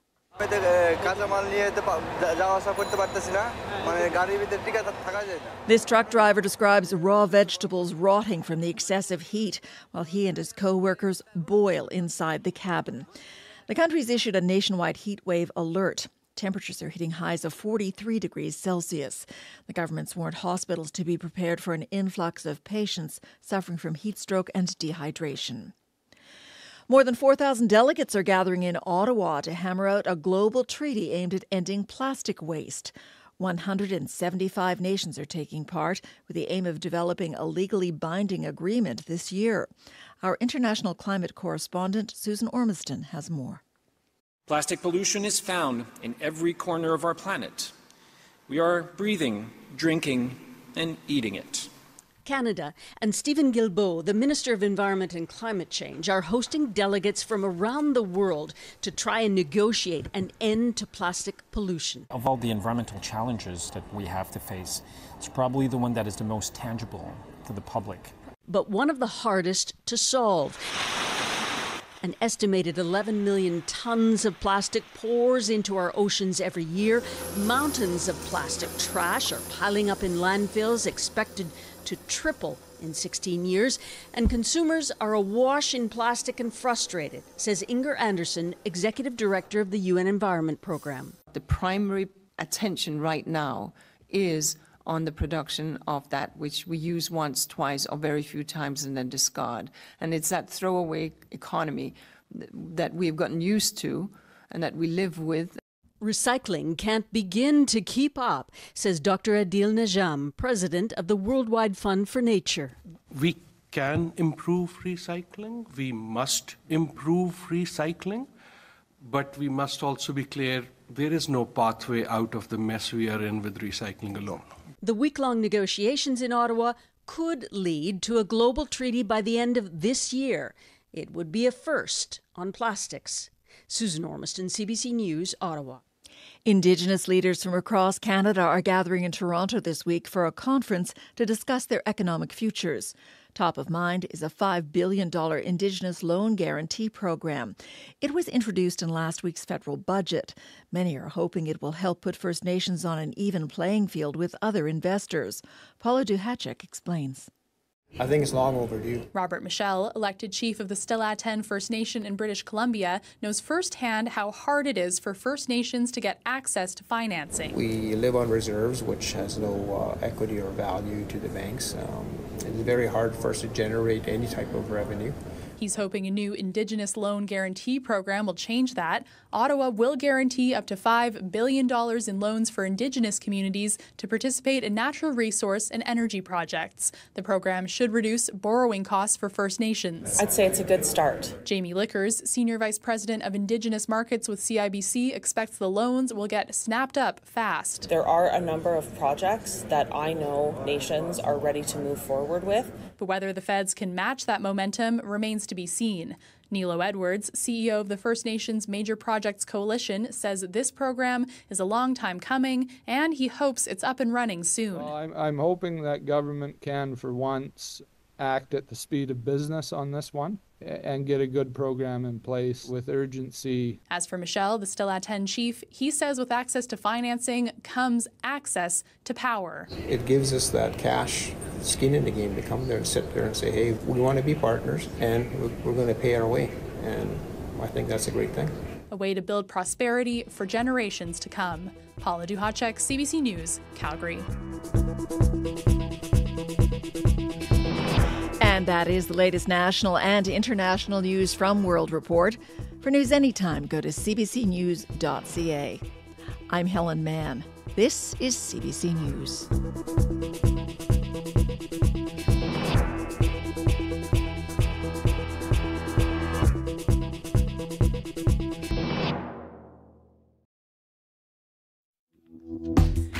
Good morning, Manitoba. We've got a brighter sky than yesterday out there, but we're going to have a cooler day. Not cold, just a little cooler. Thanks for joining us. This is Information Radio. I'm Marcy Marcusa. We are live in downtown Winnipeg with your morning show on CBC, 89.3 FM, 990 AM on the app and on YouTube. Well, this hour on the program, we are going to be talking about Game 2 of the NHL playoffs tonight in Winnipeg. What's it going to take for the Jets to go all the way to the finals? And starting with tonight to take the game over Colorado. We'll get a fan's perspective, or more than one fan's perspective. Stay tuned for that. Also this hour on the program, we have the winners of our World Book Day contest chosen. And we will announce them live here at 7:40 as we hear from an organization that is sharing the magic of reading. And to a serious story this morning, she lost her husband of 53 years, and now a Manitoba woman is still waiting for closure 2 years after his death. The family is seeking some answers from Glen Eden Funeral Home. Stay tuned for the story. Right now, let's go to Heather Wells for other stories and updates. Good morning. Good morning. Well, the man who was accused and then acquitted in the death of Tina Fontaine has died. Fontaine's great-aunt says Winnipeg police informed her of Raymond Cormier's death on Friday. Tina Fontaine was 15 years old when she went missing in July of 2014. Her body was found in the Red River 2 months later. Her murder focused attention on missing and murdered Indigenous women and girls. We're going to hear from her great-aunt coming up. And a new survey is helping Winnipeg healthcare facilities fix issues quickly, maybe even before a patient leaves. The Winnipeg Regional Health Authority has been running a real-time survey where patients can give a poor score if they want to talk about their experience, and they'll get a call back within 48 hours. We'll hear all about it in our next local news at 7:30. Heather, did you see the cargo box out there of bread? I did. Are you kidding? It's an unusual thing to be smelling garlic. Yeah, a strong garlic first thing in the morning. Abby, did you notice the box of bread sticks specifically out there? Yeah, I thought it was moving boxes, like someone is moving or something. Corey Funk brought this box of bread in. Why do you have so many breadsticks? You can thank my Baba, Elsie Bordeniuk, for being born well over 8 decades ago for that box of bread. Okay. We had her birthday Happy yesterday, birthday. and my mom ordered just a dozen breadsticks from the Olive Garden, but they gave her apparently bottomless breadsticks. It's like a truckload of breadsticks. Yeah, there's a giant box. Yeah, in our newsroom this morning. Yeah, and that garlic's hanging off my breath like woo. I'm on breadstick number 4. Are you really? Oh yeah. Wow, this is bad. This is going to be like a morning show issue soon. Let's just be glad you can't smell garlic breath through the radio. Yeah, right? Last week we were like eating Abby's Puff Puff like it was going out of style. Now we're into the breadsticks. You're up next, Marcusa. Okay, I know. I got to contribute. I got to think now about it. Now you're up. We challenge you. All right. I need something bready. Bready. You see, I'm writing it down. That's how my brain It needs to be at least twice as much as the breadsticks. There's probably 50 breadsticks out there, easily, at least. There's probably more. Yeah, it's a lot. Oh, man. Okay, let's get into what's happening in the weather first. Abby? It's cool, but it's a pleasant morning. We are at 4 degrees with some clouds clearing out. I just pulled the blinds now to see the conditions up there, and it's clearing out. Now, despite the chill that you'll be feeling with the winds we're experiencing, we're looking at a high of 10 degrees today. So it's shaping up to be a fairly comfortable day once the sun peeks through, and then that should be fine. Tonight, we're going to see clear skies. That's what's on the agenda. And then the north winds will still be with us, but then it's going to gradually ease up, becoming light as the evening progresses. So if you have evening plans, it should be nice, but just be prepared for some breeze.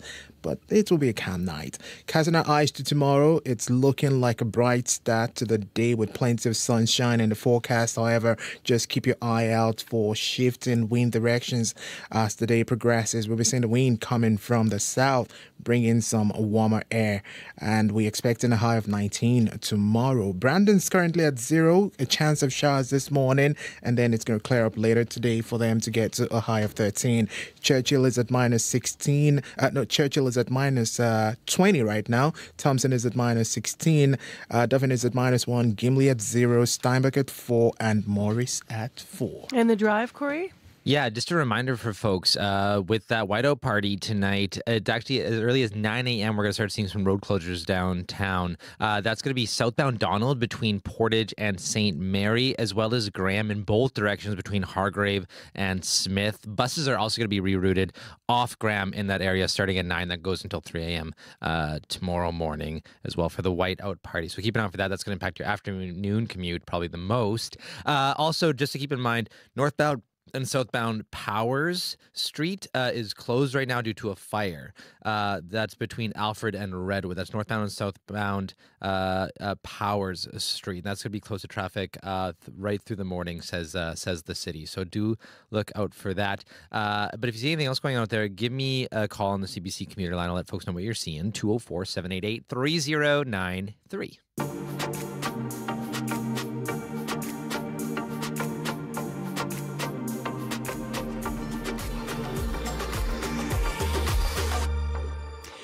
Well, beyond the traffic closures because of the whiteout party and the street closures, rather, a lot of people are also just really excited about gathering behind those barricades.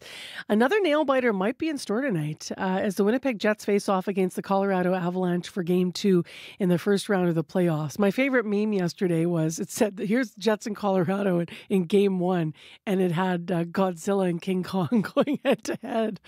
That's what the first period felt like.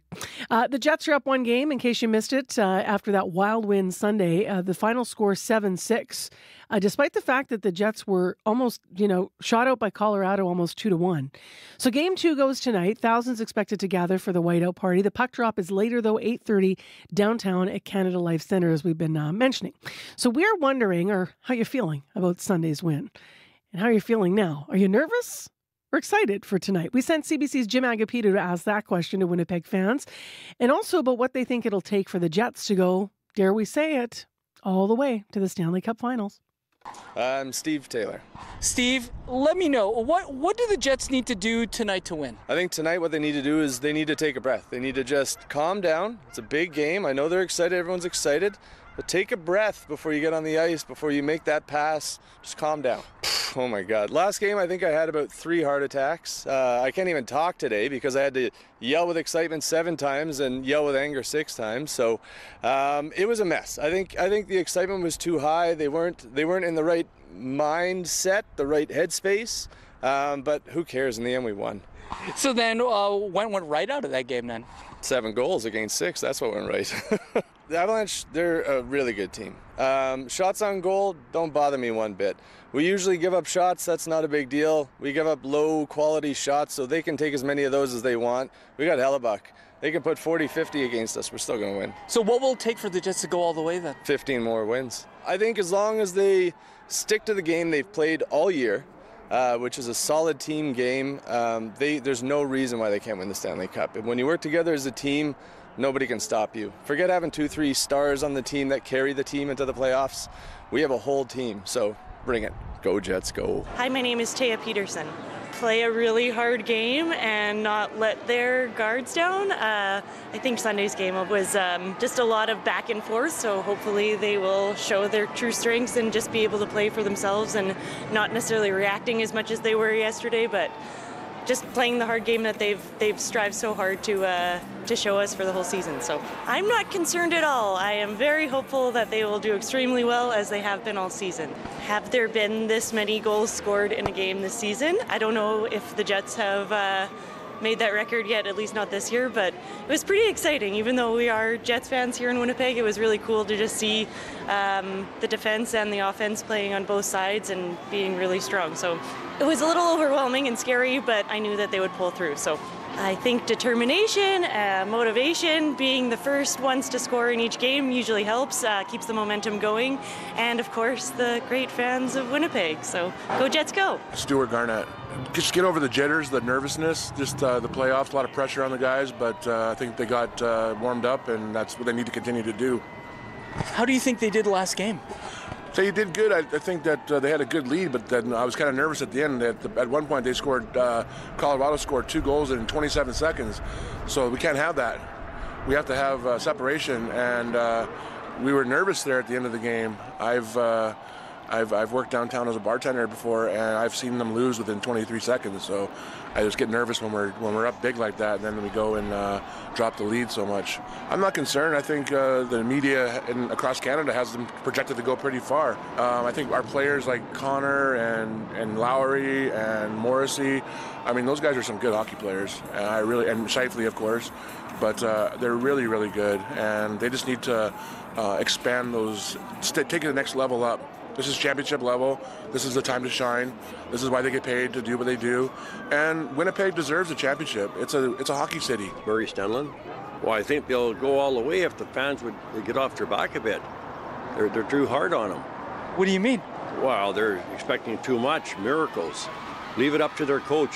That guy's got the right idea. When he says not taking his foot off the gas, man, or the pedal, I buy into him. And he says it right straight the way it is on TV.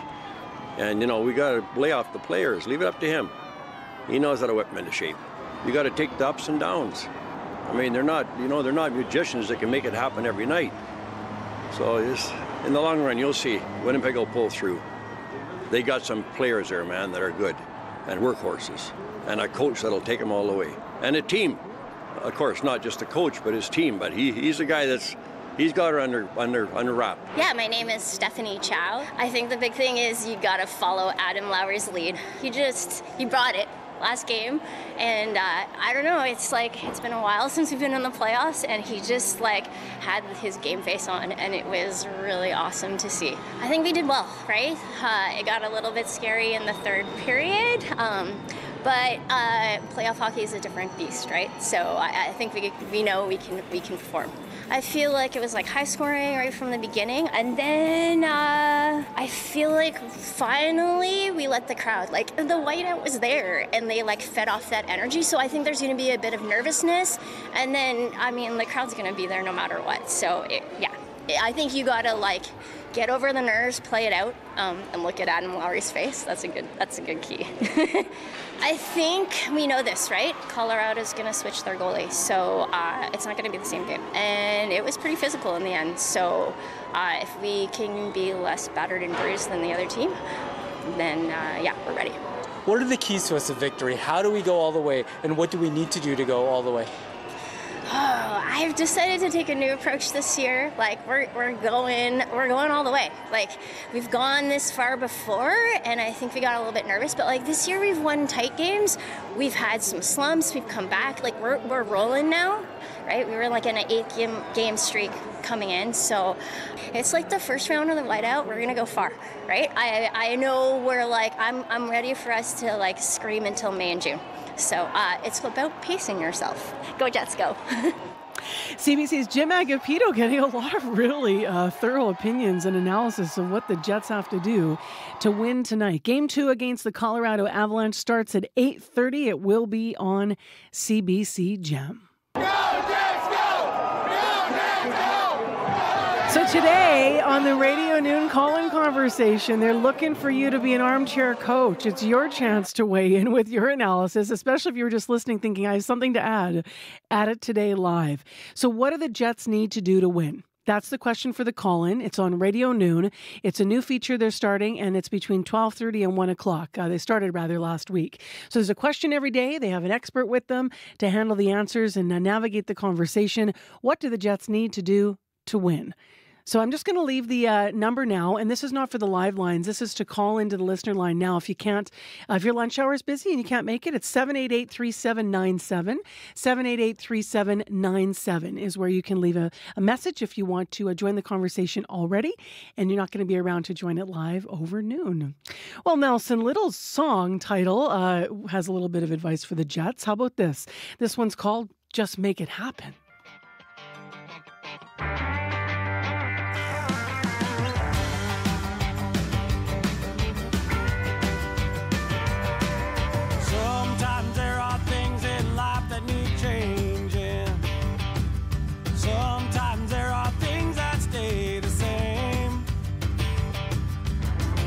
Just sit back here without trying, or you'll be crying. I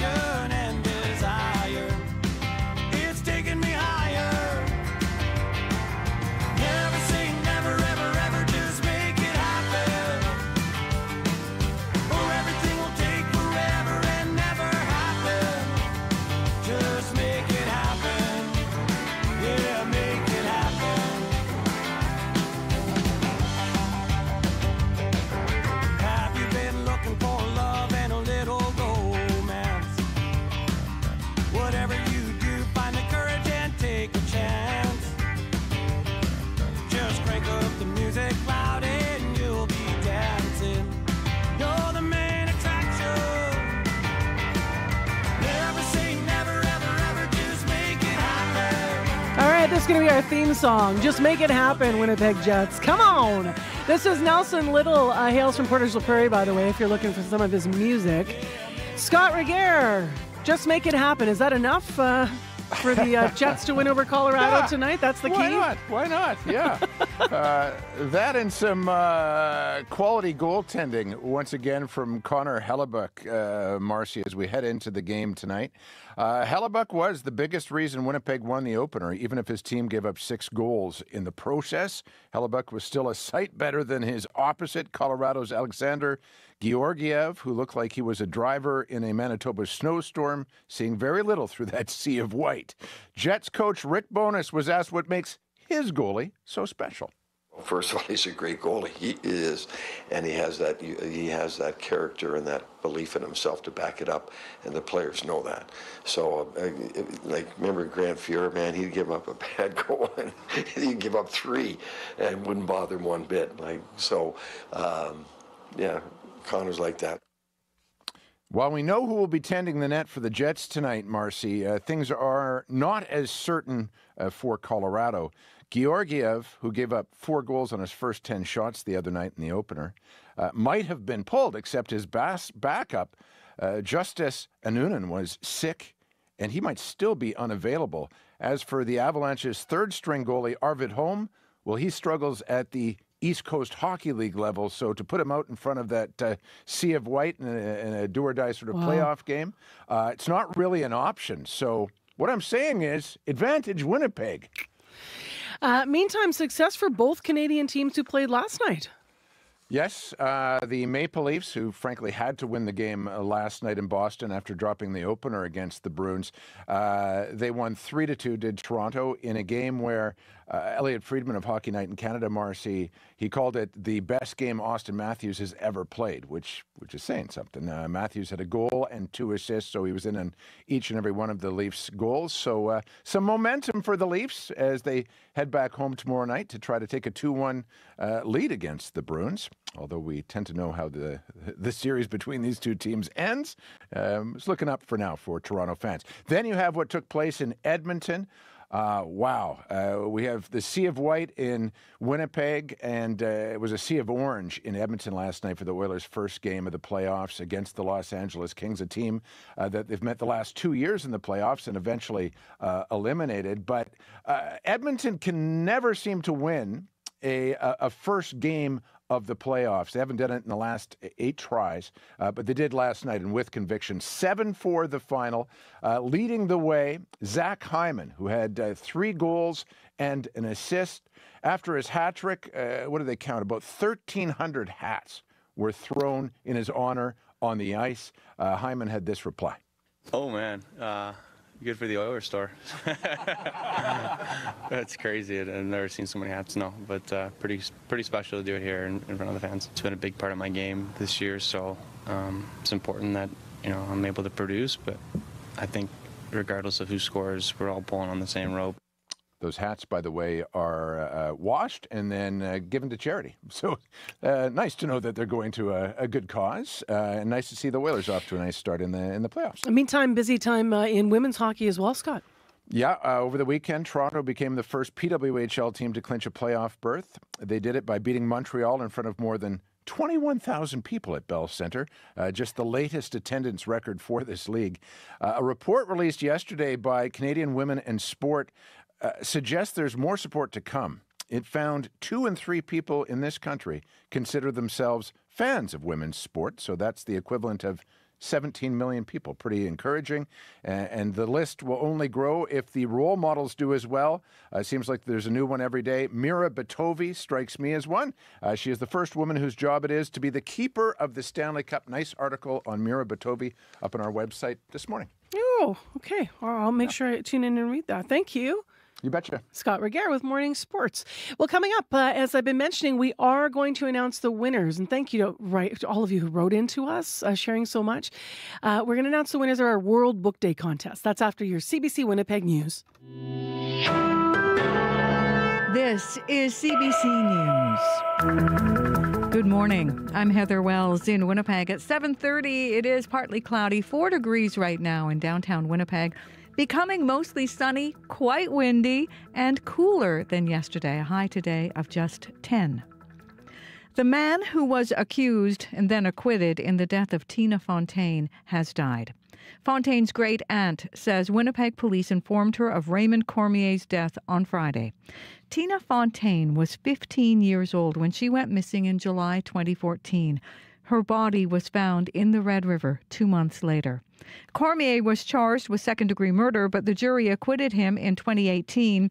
Thelma Favel raised Fontaine for part of the teen's life. She worries with Cormier's passing she may never learn the truth about what happened to her great-niece. Favel wants people to remember Tina and how her case drew attention to missing and murdered Indigenous women and girls. When she was murdered, everything just exploded, because there were so many murdered and missing and murdered women, but nobody really paid attention. I don't know why it had to take Tina's death to get that going. Very little is known about Cormier's death. The Aboriginal People's Television Network, APTN, says his body was found in Kenora. Dozens turned out yesterday for a pipe ceremony to prepare the families of 4 Indigenous murder victims for trial. Jeremy Skibicki is scheduled to go on trial next week. Jury selection begins Thursday. The families of Morgan Harris, Mercedes Myron, and Rebecca Contois gathered with elders at the Forks yesterday. Melissa Robinson is Harris's cousin. She says the tobacco they held at the ceremony will be hung in the courtroom next week. It's going to be a rough 6 weeks. I think they've prepared us as best they could with some of the details that we're going to hear during that time. But of course, there's always going to be so much more, right? And you're not really fully prepared until you're sitting in that room and you have to hear it firsthand. The trial is expected to last 6 weeks. A new survey is helping Winnipeg healthcare facilities fix issues quickly, maybe even before a patient leaves the hospital. The Winnipeg Regional Health Authority has been running a real-time survey. It has just 3 questions. Patients who give a poor score and want to talk about their experience will get a call back in under 48 hours. Susan Van Conant spent years advocating for patients with the Manitoba Institute for Patient Safety. She likes the survey but finds the questions limiting. You're asking me for my overall experience. Well, I got the results that I wanted. I'm clearly happy. But getting to that was a different story. The WRHA used to send out surveys by mail, but that process took weeks rather than hours. A Manitoba First Nation is taking the province to court to stop timber harvesting at Duck Mountain Provincial Park. Minnegozabe Anishinaabe, also known as Pine Creek First Nation, filed a notice of application earlier this month. It asks the courts to end the province's agreement with Louisiana Pacific Canada Limited until it provides a plan meeting treaty obligations. Louisiana Pacific has held logging rights in that area since 1994. The First Nation says logging in and around the park threatens the moose population and wetlands. This comes after the province quietly extended its agreement with Louisiana Pacific in March for 3 months. A spokesperson for the Natural Resources Minister says the deal was extended to save jobs and give them time to work with surrounding First Nations. The owner of the former Vulcan Ironworks building wants to save some of that fire-damaged structure. Fire tore through the historic building last July. The city had ordered the site leveled by December 4th, but owner Sheldon Blank says he has an engineer's report saying parts of the building can be saved. Property Committee Chair Sherry Rowland says the city staff have said they will consider that idea. Both parties seem to be aligned that the best course of action is to adjourn. And if it comes back to me as leaving the site clean and level in part, I won't be surprised. That hearing has now been adjourned until June 17th. Another Jets Avalanche playoff game tonight is going to bring another whiteout to downtown Winnipeg. Preparations for the street party mean you may have trouble getting around Canada Life Centre today. Streets around the arena start closing at 9 this morning. Southbound Donald between Portage and St. Mary Avenue is affected. So is Graham in both directions between Hargrave and Smith.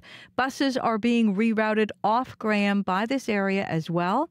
And some sidewalks will also be closed starting at noon today. Sidewalks blocks on Donald between Portage and St. Mary, along with the north side of Graham between Hargrave and Smith. You can find more information about all the closures and impacts on our website, cbc.ca/Manitoba. Thanks, Heather. You're welcome. Well, while we're talking traffic this Tuesday morning, I'm just going to add here that northbound and southbound Power Street is closed due to a fire. And so if you are in that part of William White, note that. Otherwise, please update the line if you need. If you see anything out there, 788-3093 to update the commute. It's time for our regional forecast now with Abby Adiemi. We'll tell you it's clear across the province this morning. We're seeing some clear skies already happening here, but later we'll get to see a mix of sun and cloud. It's currently 4 degrees in Winnipeg. Brandon is at 0 with mainly clear skies. Thompson is at -16, heading to a high of 0 today. Churchill is at -20, Dauphin at -1 and clear. Gimli at 0, partly cloudy skies. We see Steinbach is at 4 degrees, and we're expecting mainly cloudy conditions and a chance of showers this morning. And finally, Morris is at 5 degrees. Winnipeg, we are aiming for a high of 10 today. All right, thanks, Abby. That sky sure is looking nice and blue now. Very blue. Yeah. I'll take it. I'll take it too. And tomorrow's looking really warm too. So spring is for sure here. Well, we want to build on today's top story in the news about the death of Raymond Cormier. When Winnipeg police appeared at Thelma Favel's home on Friday, she was not prepared, she says, for the news she was about to receive. That is when they told her that the man charged and eventually acquitted in the death and her great niece, Tina Fontaine, had died. Raymond Cormier was found dead in Kenora, Ontario, as reported by Aboriginal People's Television Network. Tina Fontaine, of course, captured the attention of the nation. Her death, she went missing in July 2014 on the streets of Winnipeg.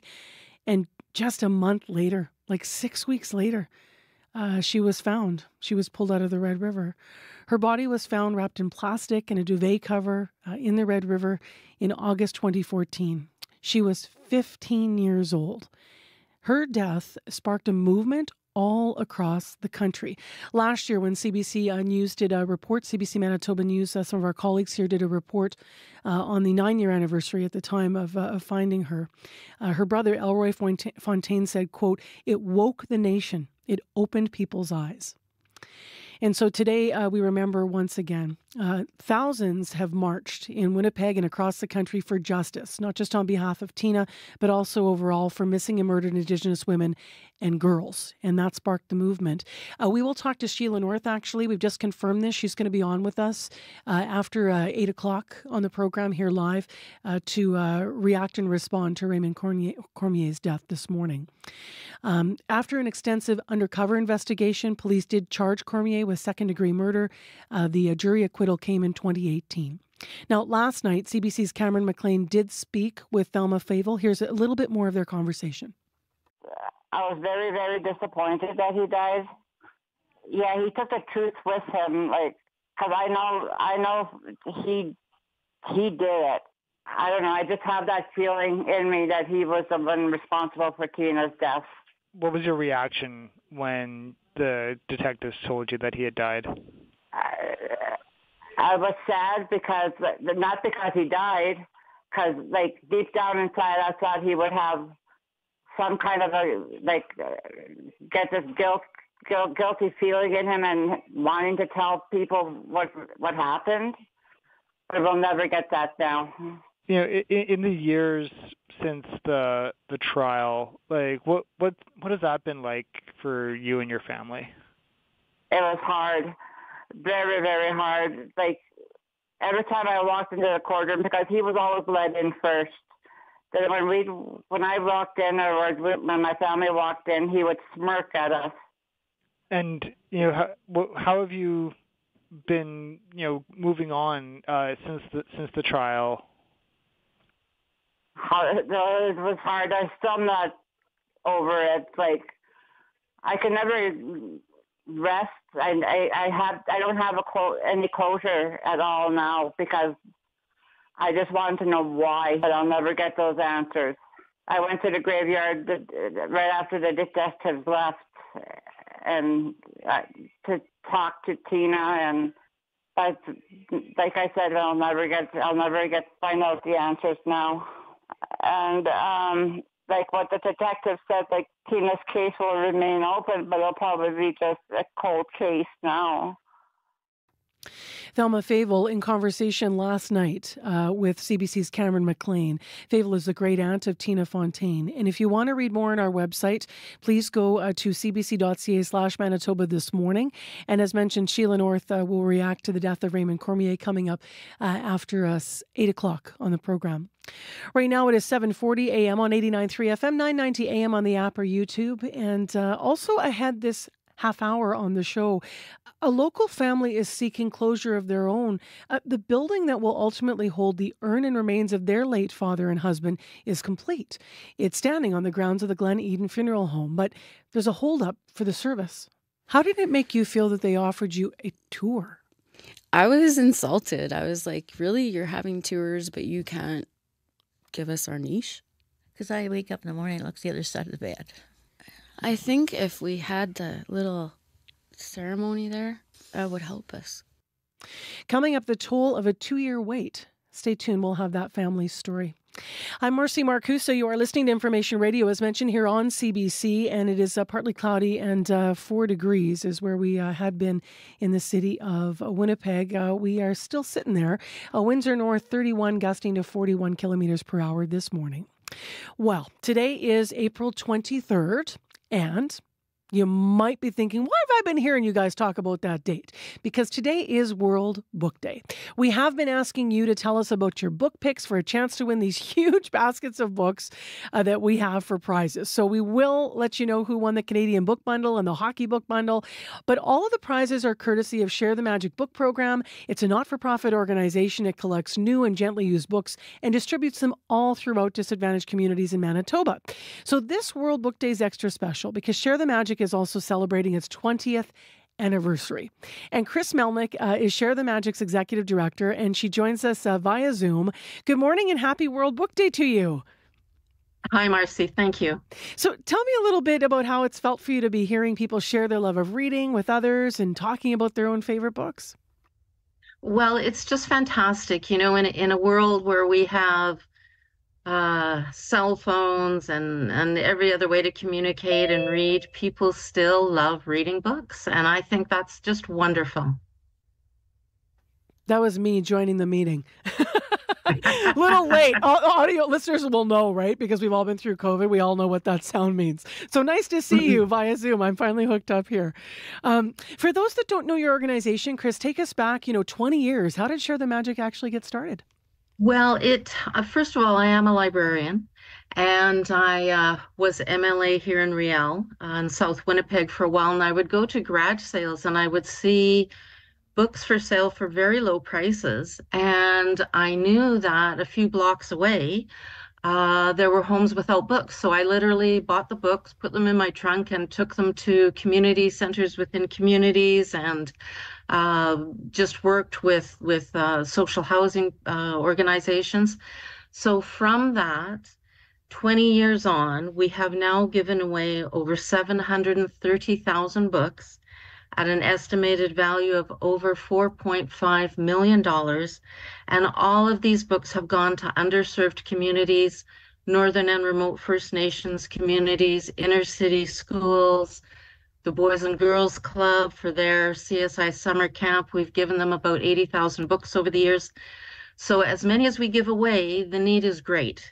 And I just hope that it helps with raising literacy levels around our province. You've also gotten into distributing games, is that right? Well, we have done some game distribution. Junior Scrabble is we've sent out 5 or 6 sets now, and we'll continue to do so. We sent them up north, and we also had a donation of books for children nursery to grade 5 learning chess. So I sent those books with chess sets and a whole bunch of other games up to the northern communities. So I thought, let's show these kids some things they may never have seen.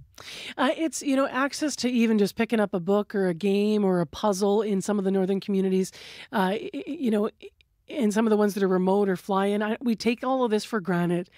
here down south. Like, we really do. I was in a flying community last fall, Chris, and it was like they said puzzles. I mentioned I puzzled all through the pandemic. They were like, give us your puzzles, because so it's the reaction is huge if you have anything to give. I want to get back to books because you partnered though with someone special, Indigenous author Michael Hutchinson. Can you tell us about that?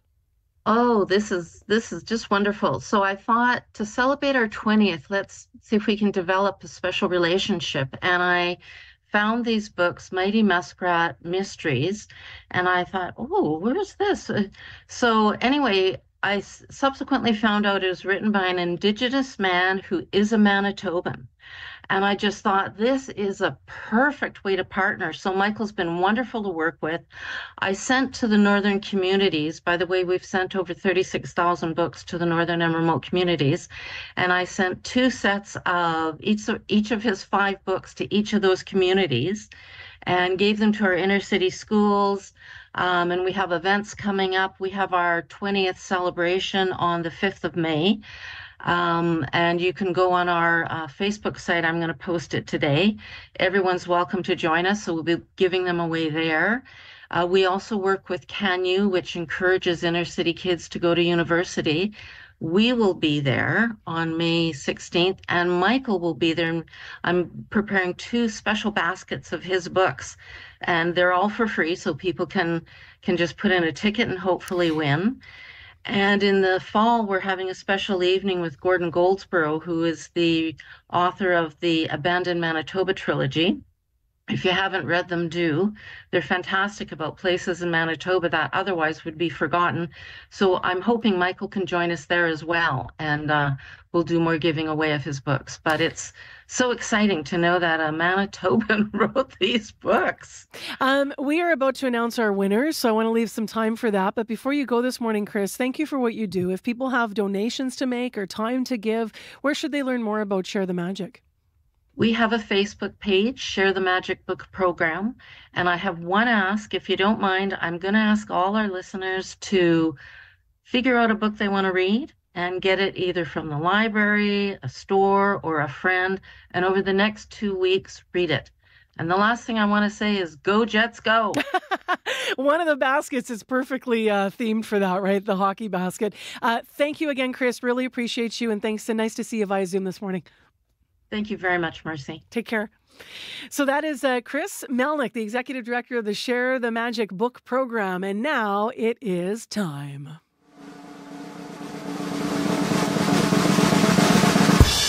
The winner of our Canadian book basket is Jamie Bow of Sandy Hook. So congratulations, Jamie. And the winner of the hockey book basket is David Bilski of Niverville. Both of them writing in about why they love to read and what they love to read. So these are short entries, so I'll take a moment to read them. Jamie wrote in, during a dark time in my life, I was saved by Canadian author Louise Penny and her collection of Armand Gamache mystery novels. Her books were the only predictable place I could go at the end of the day.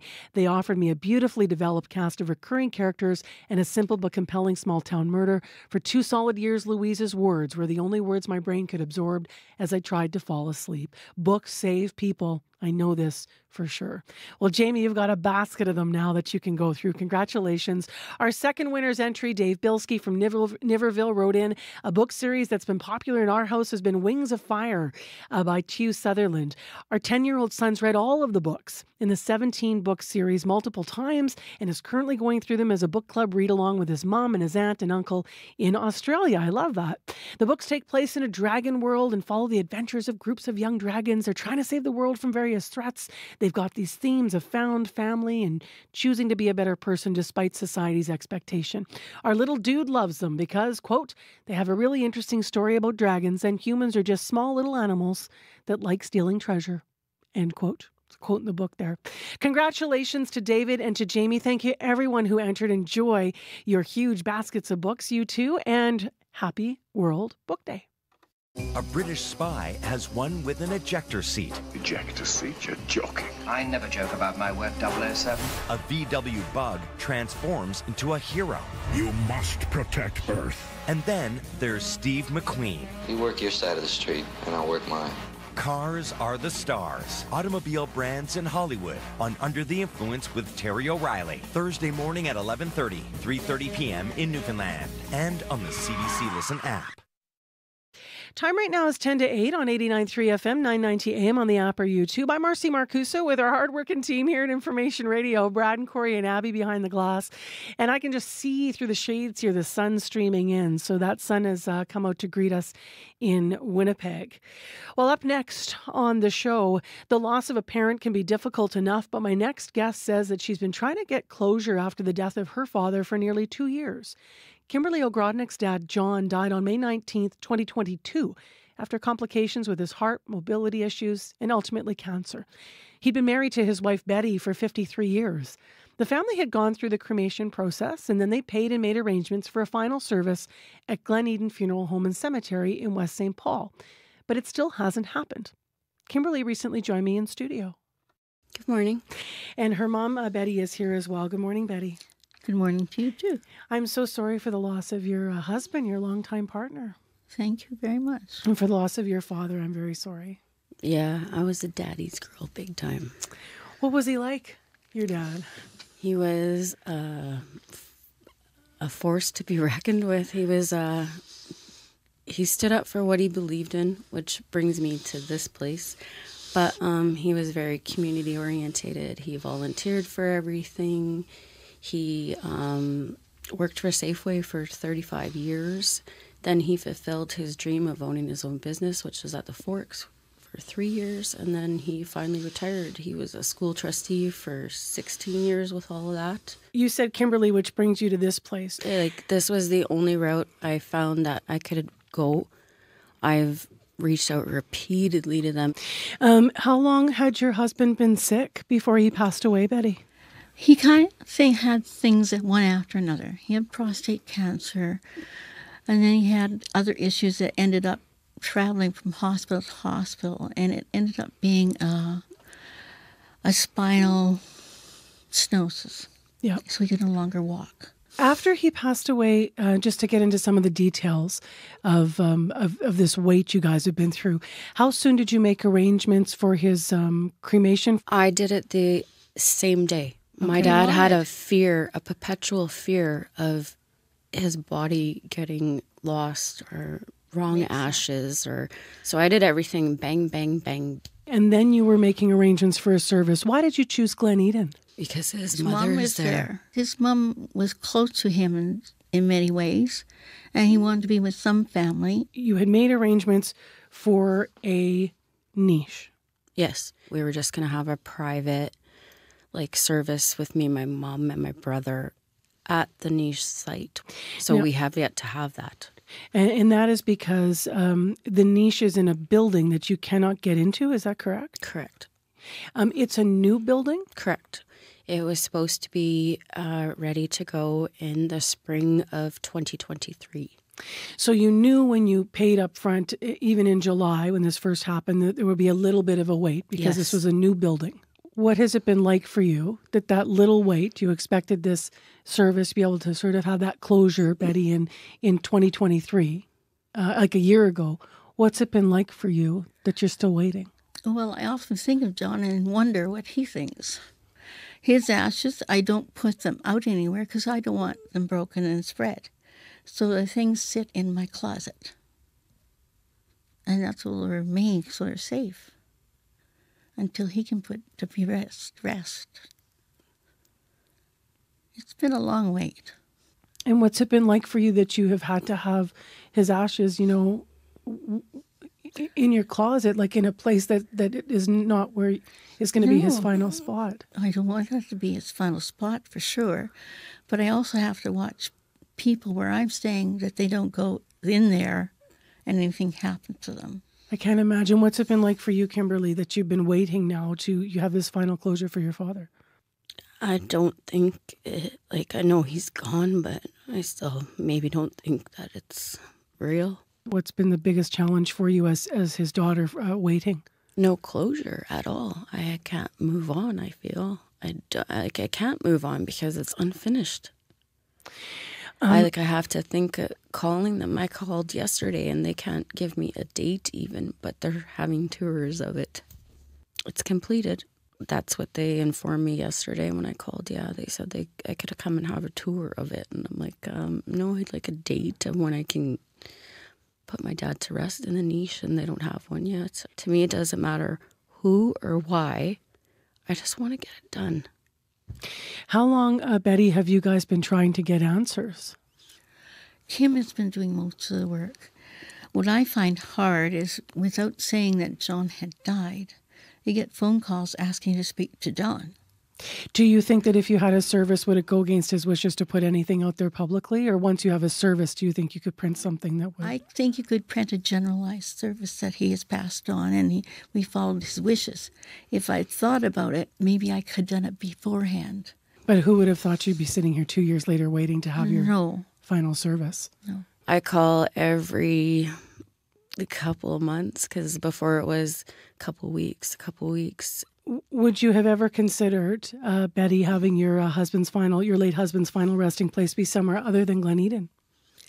We've talked about it, sort of, but we're so far involved in this place, we feel we should stay there. What would you like those, Betty, involved to understand as we try to seek answers for you here and other families about the impact this has had on your life? It's very long and very distressing, and you don't see an end. That's the biggest problem. You don't see an end to it yet. I think, geez, what would my dad think, and what would my dad do? And for me to be at peace knowing that I've done everything that I can, I need it to be finished, because this is the only thing that's left. We've done everything else that you need to do with an estate. Thank you both for coming in. Thank you, Marcy. Thank you. Thank you, Marcy. That's Kimberly Ogrodnik and her mother, Betty. Now, we spoke earlier this month. CBC Manitoba did reach out to Glen Eden to find out how many families might be affected by this and what's behind the delay. This is a statement that was sent on behalf of Dustin Wright, who's Vice President of Marketing and Communications for Arbor Memorial, Glen Eden's parent company. It says, quote, "We take the concerns and needs of our customers seriously and are actively working to resolve the regulatory requirements quickly and effectively in conjunction with the Consumer Protection Office. So we may open the Serenity Indoor Niche building to families. We sincerely apologize for any inconvenience caused by the delay, particularly to those families who experienced the loss of a loved one and wish to have this niche building as their final resting place. We will continue to work closely with families to find suitable interment options in one of our many other niche structures that they wish. We appreciate our community's understanding and patience as we work through the situation and are committed to being transparent and providing updates as they become available," end quote. However, CBC later in the day reached out to the Provincial Consumer Protection Office, and a spokesperson there told us, quote, "At this time, Glen Eden's application remains incomplete," end quote. We will follow up with Glen Eden. It is 2 minutes now to 8. Here's Heather Wells with headlines. The man who was accused and then acquitted in the death of Tina Fontaine has died. Fontaine's great-aunt says Winnipeg police informed her of Raymond Cormier's death on Friday. Tina Fontaine was 15 years old when she went missing in 2014. Her body found 2 months later in the Red River. Her murder focused attention on missing and murdered Indigenous women and girls. A Manitoba First Nation is taking the province to court to stop timber harvesting at Duck Mountain Provincial Park. Minnegozabe Anishinaabe, also known as Pine Creek First Nation, filed a notice of application earlier this month. We'll hear more in our next local news at 8:30. All right, thank you, Heather. You're welcome. Well, after Raymond Cormier was acquitted, an emotional plea on the steps of the courthouse made by Sheila North. You might remember it. We're going to hear it again after 8 as we speak with her this morning about what she's thinking about upon news of his death. So stay tuned for that. Also after 8 o'clock, switching gears completely, Angel Anderson will represent Manitoba in the upcoming new season of Canada's Ultimate Challenge. It premieres Sunday on CBC. We'll talk to her about what it was like to be on the show. Don't worry, no spoilers. It's 4 degrees in Winnipeg. On Cue with Tom Power. One of the world's greatest living poets, Nikki Giovanni, came to fame during the Civil Rights era with poems that uplifted the experiences of Black Americans. Nikki is the subject of a new documentary. She'll be here to talk about her life and why she wants to die in space. I think we need to get more artists into space because there are things to see. That's coming up on Cue, followed by Commotion with Elamine Abdel Mahmoud on CBC Radio 1, the CBC Listen app, and everywhere you get your podcasts. The CBC News is next. Coming up in half an hour, It's The Current with Matt Galloway. Sophie Gregoire Trudeau has spent decades in the spotlight as a television host and as a political spouse. After her split with Justin Trudeau, she is now writing about getting Canadians in touch with their feelings. Sophie Gregoire Trudeau coming up on The Current. This is World Report. Good morning. I'm Helen Mann. Ending plastic pollution is the focus of high-stakes negotiations happening today in Ottawa. More than 4,000 delegates are gathering there to hammer out a global treaty aimed at ending plastic waste. 175 nations are taking part with the aim of developing a legally binding agreement this year. Our international climate correspondent, Susan Ormiston, has more. Plastic pollution is found in every corner of our planet. We are breathing, drinking, and eating it. Canada and Stephen Guilbeault, the Minister of Environment and Climate Change, are hosting delegates from around the world to try and negotiate an end to plastic pollution. Of all the environmental challenges that we have to face, it's probably the one that is the most tangible to the public. But one of the hardest to solve. An estimated 11 million tons of plastic pours into our oceans every year. Mountains of plastic trash are piling up in landfills, expected to triple in 16 years. And consumers are awash in plastic and frustrated, says Inger Anderson, Executive Director of the UN Environment Programme. The primary attention right now is on the production of that which we use once, twice, or very few times and then discard. And it's that throwaway economy that we've gotten used to and that we live with.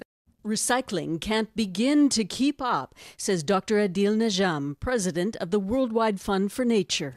We can improve recycling. We must improve recycling. But we must also be clear, there is no pathway out of the mess we are in with recycling alone. The week-long negotiations in Ottawa could lead to a global treaty by the end of this year. It would be a first on plastics. Susan Ormiston, CBC News, Ottawa. In the United States, police have been cracking down on pro-Palestinian protesters at campuses across the country. Dozens of students were arrested as police dismantled an encampment at New York University. Another 45 student protesters were arrested at Yale. Students are calling for a ceasefire in Gaza at Columbia University, MIT, and on the West Coast at Cal Poly Humboldt, students chanting Free Palestine clashed with police after barricading themselves in an administration building. On some campuses, the protesters have been accused of anti-Semitism and hate speech. It has become an issue here in Canada, too. Ottawa police are investigating a potential hate speech incident after protesters in front of Parliament Hill were filmed glorifying the October 7th attacks by Hamas. But as Kate McKenna reports, hate speech charges are rare in Canada. It's odious speech, and I hope that anybody associated with this rally would distance themselves from it. Richard Moon, a law professor at the University of Windsor, says the words used at a pro-Palestinian rally may be hateful, but that doesn't mean they qualify as hate speech. I think it probably doesn't, but there is not a lot of case law. Free Palestine. Video from Saturday's protest shows people cheering.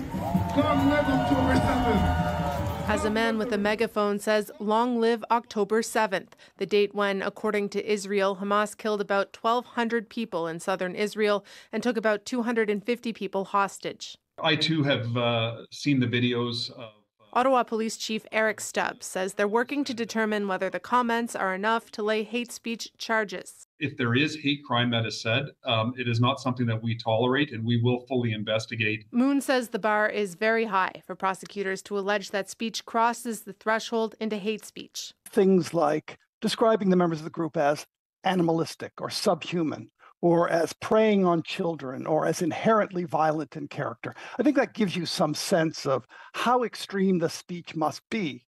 Whether or not charges are laid, Jewish Canadians say anti-Semitism is on the rise, and the words used at last weekend's protest are an escalation in an already difficult time. Kate McKenna, CBC News, Ottawa. The first witness in the Donald Trump criminal hush money trial is expected to take the stand again today. Trump is facing 34 counts of falsifying records for allegedly covering up hush money payments made to an adult film star. But first, a contempt hearing will be held this morning on a gag order issued for the former president. The CBC's Richard Madden joins us from Washington. Richard, what can you tell us? Yeah, later this morning, before the jury is admitted in the courtroom, there will be a hearing about the former president's gag order. Donald Trump is banned from publicly talking about witnesses, prosecutors, court staff, and jurors, but he's been testing the limits. Prosecutors say he's violated this order more than half a dozen times, from attacking witnesses to the judge's own family. Prosecutors have proposed fining Trump $1,000 per violation and possibly holding him in contempt of court. Just yesterday, Trump aired his grievances before the cameras. Take a listen. They take this payment and they call it a legal expense, and you heard it today for the first time. This is what I got indicted over. This is what took me off and takes me off the campaign trail. So it all goes without saying, the judge faces an unprecedented decision later this morning. If he agrees Trump defied the gag order, his options range from issuing a warning to a fine to even a short time in jail. So whatever the ruling, it will be historic. Beyond that, what can we expect today in terms of the trial itself? Yeah, former publisher of the National Enquirer, David Pecker, is expected to return to the witness stand and expand more on his so-called catch-and-kill scheme. Prosecutors allege Pecker used his tabloid to buy and suppress negative stories about Trump during the 2016 campaign, including allegations of an affair with adult film star Stormy Daniels. Now, Pecker had never spoken publicly about this scheme until yesterday, so we could learn more details today. Richard, thank you. Thanks. CBC's Richard Madden in Washington. The wildfire season is well underway in Western Canada. Communities in British Columbia are under evacuation alerts. And in Alberta, residents in the First Nation of Cold Lake 149 have been told to leave. CBC's science specialist Darius Madavi has more on what is shaping up to be a busy season for wildfire crews. It's the reality forecasters have been warning about for months. An early and dramatic start to wildfire season. Over the past 24 hours, several communities in BC and Alberta have faced evacuation orders and alerts, as crews have been working to hold out of control human-caused fires. But this isn't their first taste of the season to come. Wildland firefighters have already been battling dozens of so-called zombie fires across Western Canada. Remnants of last year's largest blazes smoldering underground for months. A burning reminder of the devastation 2023 brought. But now, high temperatures and record-low snowpack are providing ideal conditions for new fire starts, each one posing a particular threat this year, as large swaths of BC and Alberta see extreme drought conditions drag on. The only hope for avoiding another exceptional fire season? Consistent, prolonged rainfall, which crews and communities alike are hoping May and June will bring. Darius Madavi, CBC News, Vancouver. She paid $24,000 to a recruitment agency to bring her daughters to Canada to work in healthcare jobs in Newfoundland. But the jobs and their money were lost when their relationship with the agency owner ended in an intractable dispute. After CBC shared her story, the family's fortunes turned. Chris O'Neill Yates has an update. Welcome to St. John's International Airport. Joy Thompson has waited for this moment for decades, for her children to finally join her in Canada along with their husbands. At last, they're here. Every trouble is worth it. Thompson left her daughters in the Philippines when they were 9 and 10, worked and sent home money, educated them as nurses. Now daughters Aubrey and April will finally practice nursing in St. John's after they get their Canadian certification. Aubrey is overjoyed. Thank you for being strong for us. I love you, Ma. The family's dream of being together in Canada took a turn when Wanda Cuff Young heard our original story. I was truly shocked. Cuff Young owns an international recruiting agency in St. John's and took on their case free of charge. This province desperately needs nurses, says Cuff Young. I thought, I had the capacity to help because I knew people and I knew who to talk to in the provincial government. April has a 14-month-old daughter. She's happy her mother will get to know her granddaughter. My mother left us when we were still young. Started working abroad and I was still 9 years old. And now they just want to make up for lost time and build a life here. Chris O'Neill-Yates, CBC News, St. John's. And that is the latest national and international news from World Report. For news anytime, go to cbcnews.ca. I'm Helen Mann. This is CBC News.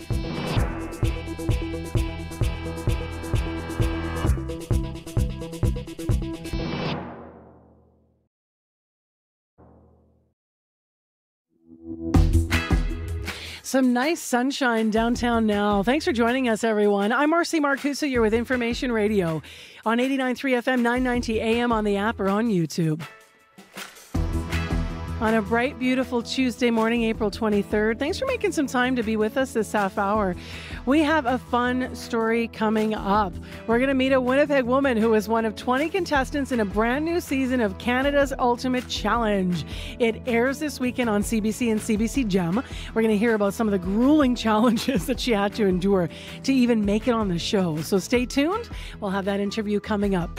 In addition, we have an entry into our comedy contest. So stay tuned for that as well. We've been asking for you to tell us your best mom joke. Whether you are a mom or whether it's a joke you'll tell your mom, this is for a fabulous chance to be on stage at a taping of The Debaters and share a joke. And believe me, those tapings are so fun. So please don't be intimidated and get those jokes in 788-3205. Now, also this half hour, we're going to be building on serious news, and I'll tell you how in a moment. But to set us up with what has been developing overnight, here is Heather Wells. Good morning. Yes, as we've been hearing, the man who was accused and then acquitted in the death of Tina Fontaine has died. Fontaine's great-aunt says Winnipeg police informed her of Raymond Cormier's death on Friday. Tina Fontaine was 15 years old when she went missing in July of 2014. Her body was found in the Red River 2 months later. And a new survey is helping Winnipeg healthcare facilities fix issues quickly, maybe even before a patient leaves hospital. The Winnipeg Regional Health Authority has been running a real-time survey. It has just 3 questions. Patients who give a poor score and want to talk about their experience will get a call back in under 48 hours. We'll hear all about it in our next local news at 8:30. Thank you, Heather. You're welcome. Well, let's just mention traffic. Not much going on here. Northbound and southbound Power Street have been closed earlier due to a fire. So if that is still in progress or if it's cleared, let us know. But we suspect from what the latest we're getting is that should still be closed through William White if that's your neighborhood. So 788-3093. In addition, if you see any other problems on the commute, you can get a hold of us here at that same number, 788-3093. But otherwise, you should have a good spring drive. And the weather sure is cooperating. Here's Abby with the forecast. Yeah, today's just going to be more like a chilly start in Winnipeg, but currently we are at 3 degrees. It's going to be windy, making it feel a bit cooler, and the highs for today will be getting to 10 degrees. Brandon is currently at 0 and sunny. Churchill is at minus 15, and also Thompson at minus 15, and Dauphin and Gimli at 0. And Winnipeg, we are heading to a high of 10 today. So not as warm as yesterday, but with this sun, it'll feel nice. Now, Abby, I was just mentioning the comedy contest. And to inspire people to enter, I understand we are about to hear a joke. So this just came in this morning. Oh, hi, it's Maria Bittern. And these are mum jokes, a couple of mum jokes. Okay, one is, what did the mother spider say to the little spider? You spend too much time on the web. Being a mom is like Cinderella, but backwards. She starts out in a beautiful white gown, and she ends up in raggy clothes, cleaning and cooking. Another one is, what did the baby polar bear give his mom? A bear hug. Okay, thanks. Bye. 3 for 1 on the listener line this morning. Thank you so much for entering. It's that simple, folks. Tell us a mum joke.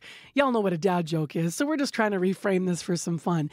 So like that, whether you're a mom or whether it's a joke you'd share with your mom, share it on the listener line. You have a chance to win tickets to the Winnipeg Comedy Festival, which is starting up at the end of the week. And you'll win tickets and a chance to also be on stage at the taping of The Debaters to share your joke. And as I've been saying, don't be intimidated. Those tapings are fun. They're awesome. They're supportive. And you will get a lot of help from the crew there. So all you have to do is leave us a joke. 788-3205.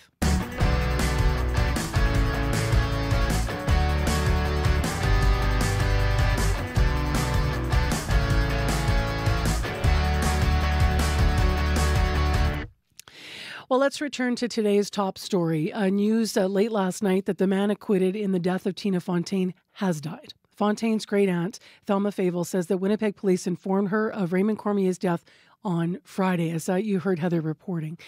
Tina Fontaine changed us, changed Manitoba, changed the world, you could argue, changed certainly Canada.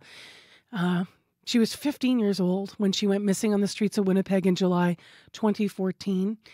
Her body would be found in the Red River just shy of 2 months later. Raymond Cormier had been charged with second-degree murder, but then a jury acquitted him in 2018. And you might remember how emotional that day was. Outside the courthouse, then Manitoba Kiiwetinoong Nawi-Okimakanak Chief Sheila North delivered an emotional address. This is not the outcome anybody wanted. The systems, everything that was involved in Tina's life failed her. We've all failed her. We as a nation need to do better for our young people, all of us. Indigenous people, especially for our young people. This is a message to them that is probably discouraging, saying that it's okay to kill our Indigenous young people. It is not okay. And it might not be this accused person that took her life, but someone took her life. That fact remains, and we must get to the bottom of it. So here we sit this morning, 10 years later, and since Tina was found, and now 6 years since that emotional address in the courthouse steps. And Sheila North via Zoom is with us once again this morning. Good morning. Good morning, Marcy. So what's your reaction to the news this morning? We're learning that Raymond Cormier is dead. Well, it's absolutely triggering. But first I want to say, my condolences once again to Thelma Favel and all of Tina's family and friends and the community that really cared for her and rallied around her. And I can't imagine what the people closest to her are feeling today. But I can definitely say it has been triggering since I've heard the news myself.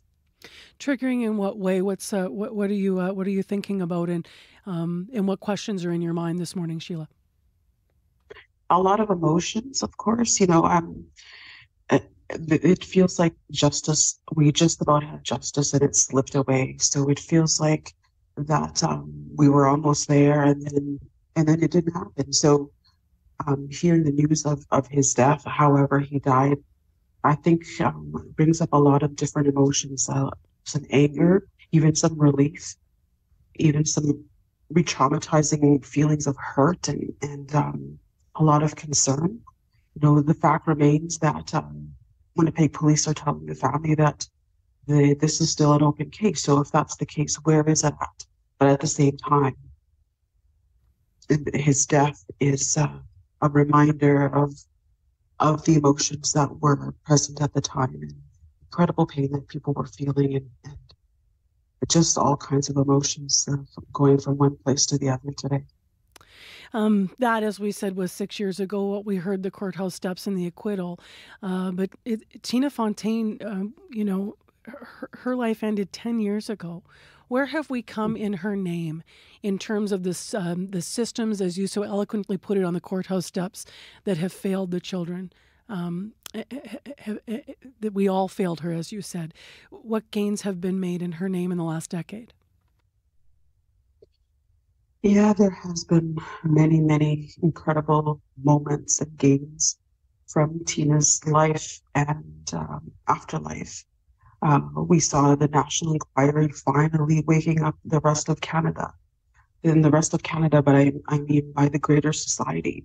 Many of us Indigenous community members, loved ones, and missing and murdered Indigenous women and girls, families and people, we all knew the importance of what was going on with the issue. And when that happened to Tina, it seemed to have waken up the rest of the nation and captured the attention of the rest of the world and galvanized us all. And I think it sparked the political will for the inquiry to actually be done. It became a promise to a reality because of Tina's passing. So I'm immensely grateful for her life and for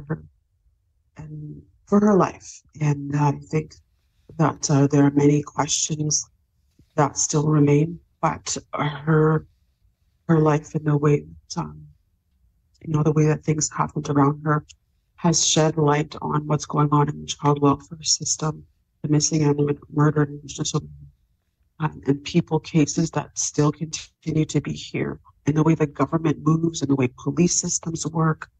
We still don't know, and we still don't feel a sense of relief and justice that these things are getting better necessarily, but they are on the move. And I think it's because of events like this. And I'm so happy that she graced us with her life, and that we have as a guiding light on the work that still needs to be done. Just as a last question, I was reading this morning about, the legacy of Tina in her life, and also reading last year as people gathered. It was 9 years since she was found. And this year will be the 10th anniversary. And it was just, I had this moment because Elroy Fontaine, her brother, is in the article at CBC, and he was talking about how her death woke the nation, as you're saying this morning, Sheila. But also the article was citing other people who were there remembering her last summer. And Cambria Harris was there. And I just think to myself, I've asked you how far we've come, but you're alluding to how far we have to go. What finally would you like to say this morning before we leave our discussion on air? I just hope that, by the death of Richard Cormier, we remember the lasting wound that still is festering there. Rest in peace for him, and condolences to his family as well. But more importantly for me, and I think many others, the life and death of Tina Fontaine. I hope that it continues to remind us all that we have a lot more work left to do, and that we have a lot more loving to do. We have a lot more thriving to do. I want to look forward to a better country and a better life. We still have a lot of places that we still need to hold accountable, like the Winnipeg Police and with RCMP and the governments. We still need to see these calls to justice come to fruition, and see what we can do to make our world better, because I feel a deep sense of responsibility as people of our nation, and as neighbors to ourselves, that we have a lot to do to watch out for each other and to work with each other to make sure that the life of Tina Fontaine and those that have met the same demise and have met the same experience are feeling as that we're still working, and that we still care, and that we will never give up for justice and hope. Thank you so very much for joining us via Zoom, Sheila. Appreciate it on this sensitive morning. Thank you so much. Thank you, Marcy. That is former MKO Grand Chief who gave that emotional appeal after the acquittal of Raymond Cormier in 2018 on the courthouse steps, Sheila North, with us this morning. Sheila is also former director with the International Commission on Missing Persons. If you're just waking and wondering what we are talking about, or the context, rather, of our conversation, the man acquitted in the death of Tina Fontaine has died. There are stories you just can't stop thinking about. They take you somewhere, they introduce you to someone, they share something new with you. Liftoff. Those are the stories you want to share with your friends, and CBC's award-winning documentary team is bringing them to you every week on Storylines. Storylines, new this season on CBC Radio 1, and always on demand on the CBC Listen app. Time right now is 8:23 a.m. on 89.3 FM, 990 a.m. or on the app. I'm Marcy Marcusa. This is Information Radio. You are on CBC. Well, we're going to switch gears now completely, because it is almost time to cheer. And you think I'm going to say the Jets. I'm not talking about the hockey right now. It is almost time to cheer another group of Canadians who are going to be competing into some grueling challenges across Canada. I'm talking about something that's set up like a giant obstacle course, the whole country, that promises to test players physically and mentally. And a Winnipeg woman is among the 20 contestants taking part in the upcoming new season of what I am talking about, Canada's Ultimate challenge. So the reality TV series is back for season 2. It starts April 28th on CBC Gem. You can check it out. Angel Anderson is in studio, a two-spirit 42-year-old woman who will face off against the other contenders. And I'm so excited to hear all about this, Angel. Nice to meet you. Yeah, good morning, Marcy. Thanks for having me here today. I'm excited to talk about the show and my experience on it. Now, you can't give everything away, I understand. We should tell listeners, right? Yeah, no spoilers allowed. So that you have to actually tune in and watch the show, which airs this coming Sunday. Yeah. So lots of twists and turns this season. That's all I can say. Great show. You look like you're in amazing shape. Did that come from doing some of these things, or was some of that, obviously leading into this, you must have been in good shape because these are hard challenges. Oh, it came before that. I'm a former competitive athlete. I boxed for quite a few years. I've done kickboxing, Muay Thai. I've always enjoyed sports, like ever since I was young, growing up. I love fitness. I love being in shape, and I guess it shows. Is that why you got part of the show as well? Why did you want to be part of this in the first place? Well, I actually, it started out, my sister and I had applied for the Amazing Race because we've been doing CrossFit together for the last couple of years as a team. And through that, we were able to meet with some of the casting team. And obviously we didn't make it on the race, but a couple months later, I get this email and it says, hey, we got this newer show. There's one season out right now.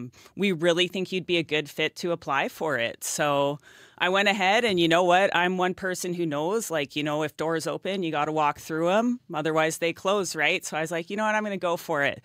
I applied for it, and, I got the call back. And within a couple months, I was traveling across the country doing, really amazing things with really amazing people. It was such a great experience. You know what? I would do it again in a heartbeat. Did you see parts of the country you had never seen before? I saw parts of the country I didn't even know existed.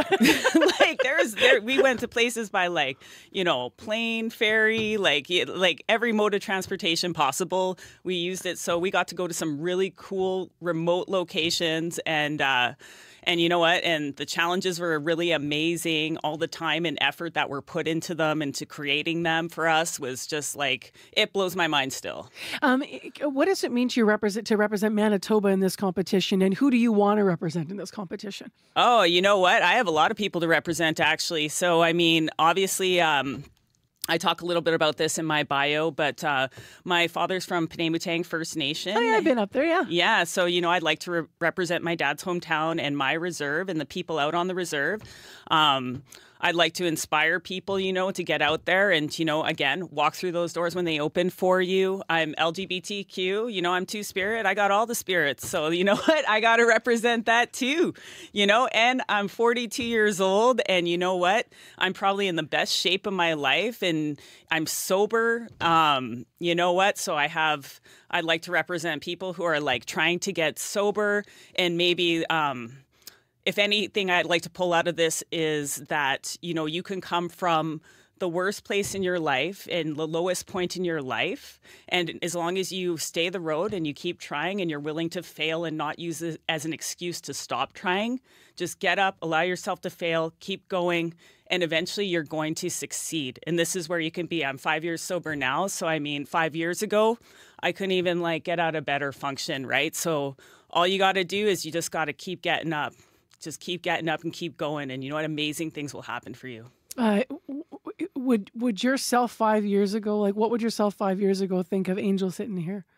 I wouldn't have imagined it. I wouldn't have believed it. I was in such a low point for so many years, and I really, couldn't see myself.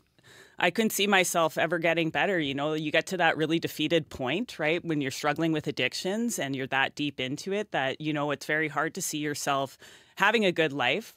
But you know what? I forced myself to always envision me the way that I am today. So I actually envisioned myself being the way that I am today for a very long time before it happened. Mm-hmm. So it all starts with a vision, and then you got to focus, and then you just got to keep going, keep trying. You know what? Keep working on it. If something doesn't work, you try a new way and you do it. And that's what this competition's about as well, right?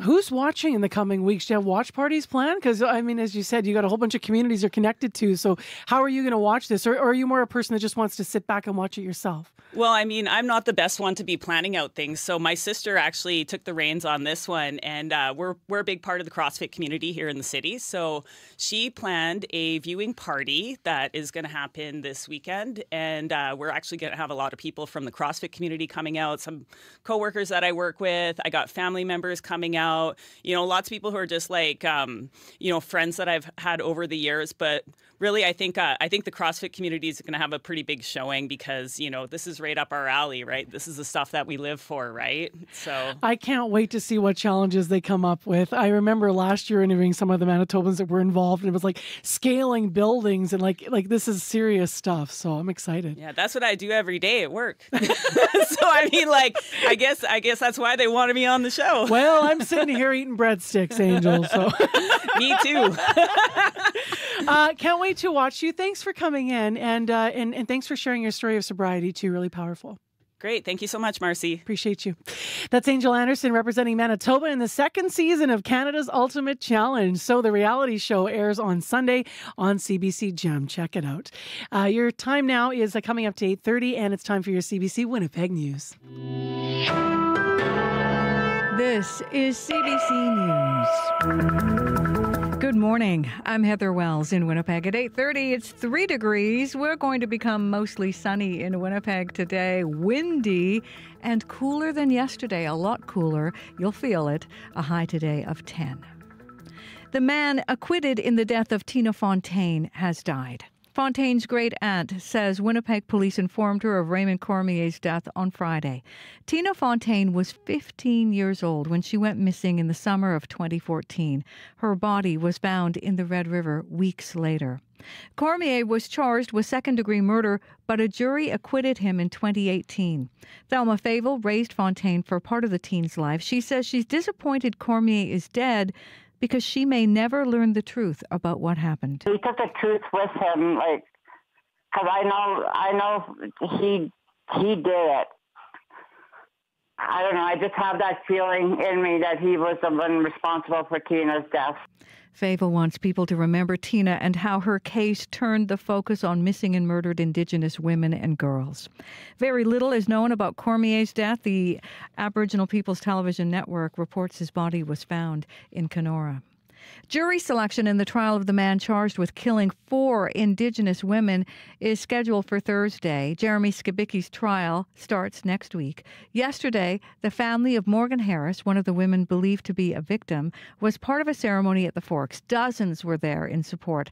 Melissa Robinson is Morgan Harris's cousin. She says they held a pipe ceremony with their elders. To give us strength, and that's why we held that tobacco the whole time while they were doing their prayers, is because what we do with that tobacco, it being a medicine, is we then put it into our tobacco ties that'll be hung in the courtroom.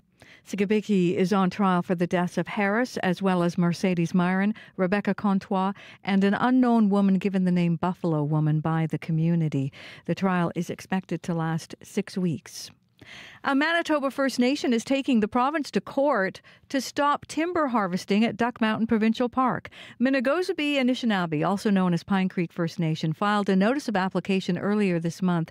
It asked the courts to end the province's agreement with Louisiana Pacific Canada Limited until it provides a plan meeting treaty obligations. Louisiana Pacific has held logging rights in the area since 1994. The First Nation says logging in and around the park threatens the moose population and wetlands. This comes after the province quietly extended its agreement with Louisiana Pacific in March for 3 months. An appeal hearing on a city order to clean up the former Vulcan Ironworks building has been delayed again. The city's property committee adjourned the hearing yesterday after it had been rescheduled from February. The owner of the building wants time to work out a possible plan to save the buildings.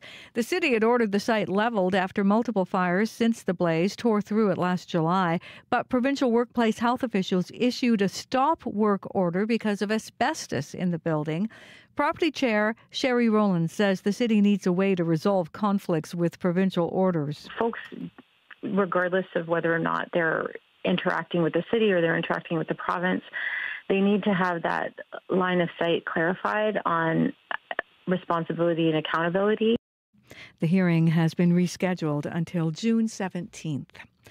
A 4-year-old child is in hospital after a collision in Brandon.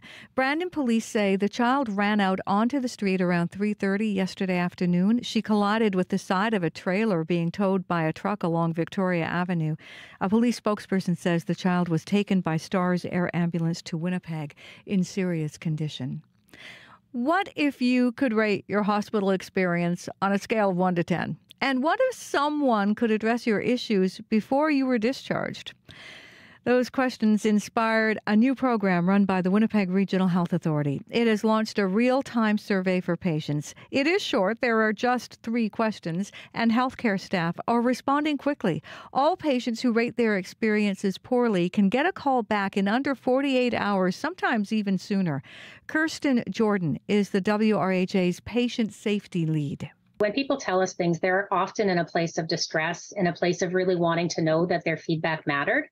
So the opportunity to hear from somebody who says, I saw that you reached out to us and you wanted to talk more, and to get that response quickly is very meaningful.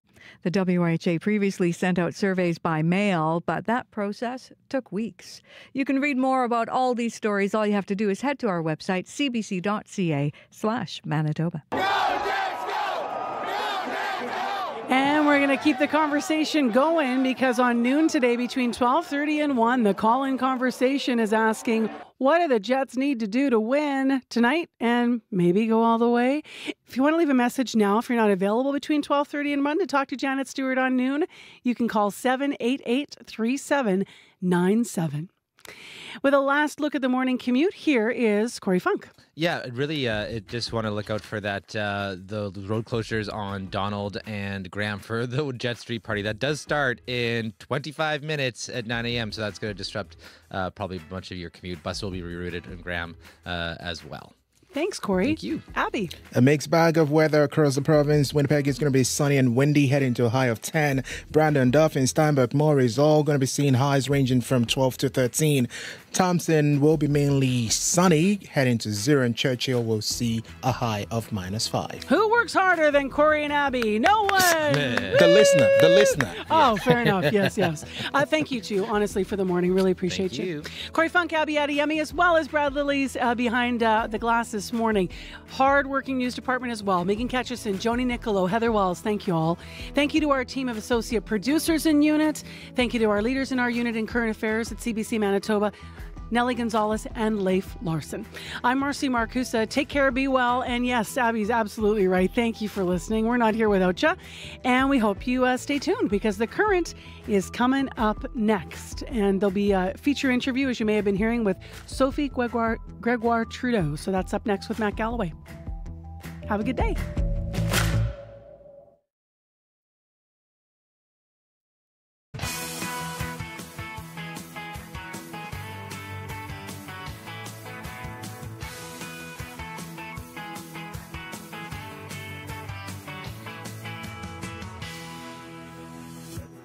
First of all, I never took on the role of anything. I don't take roles.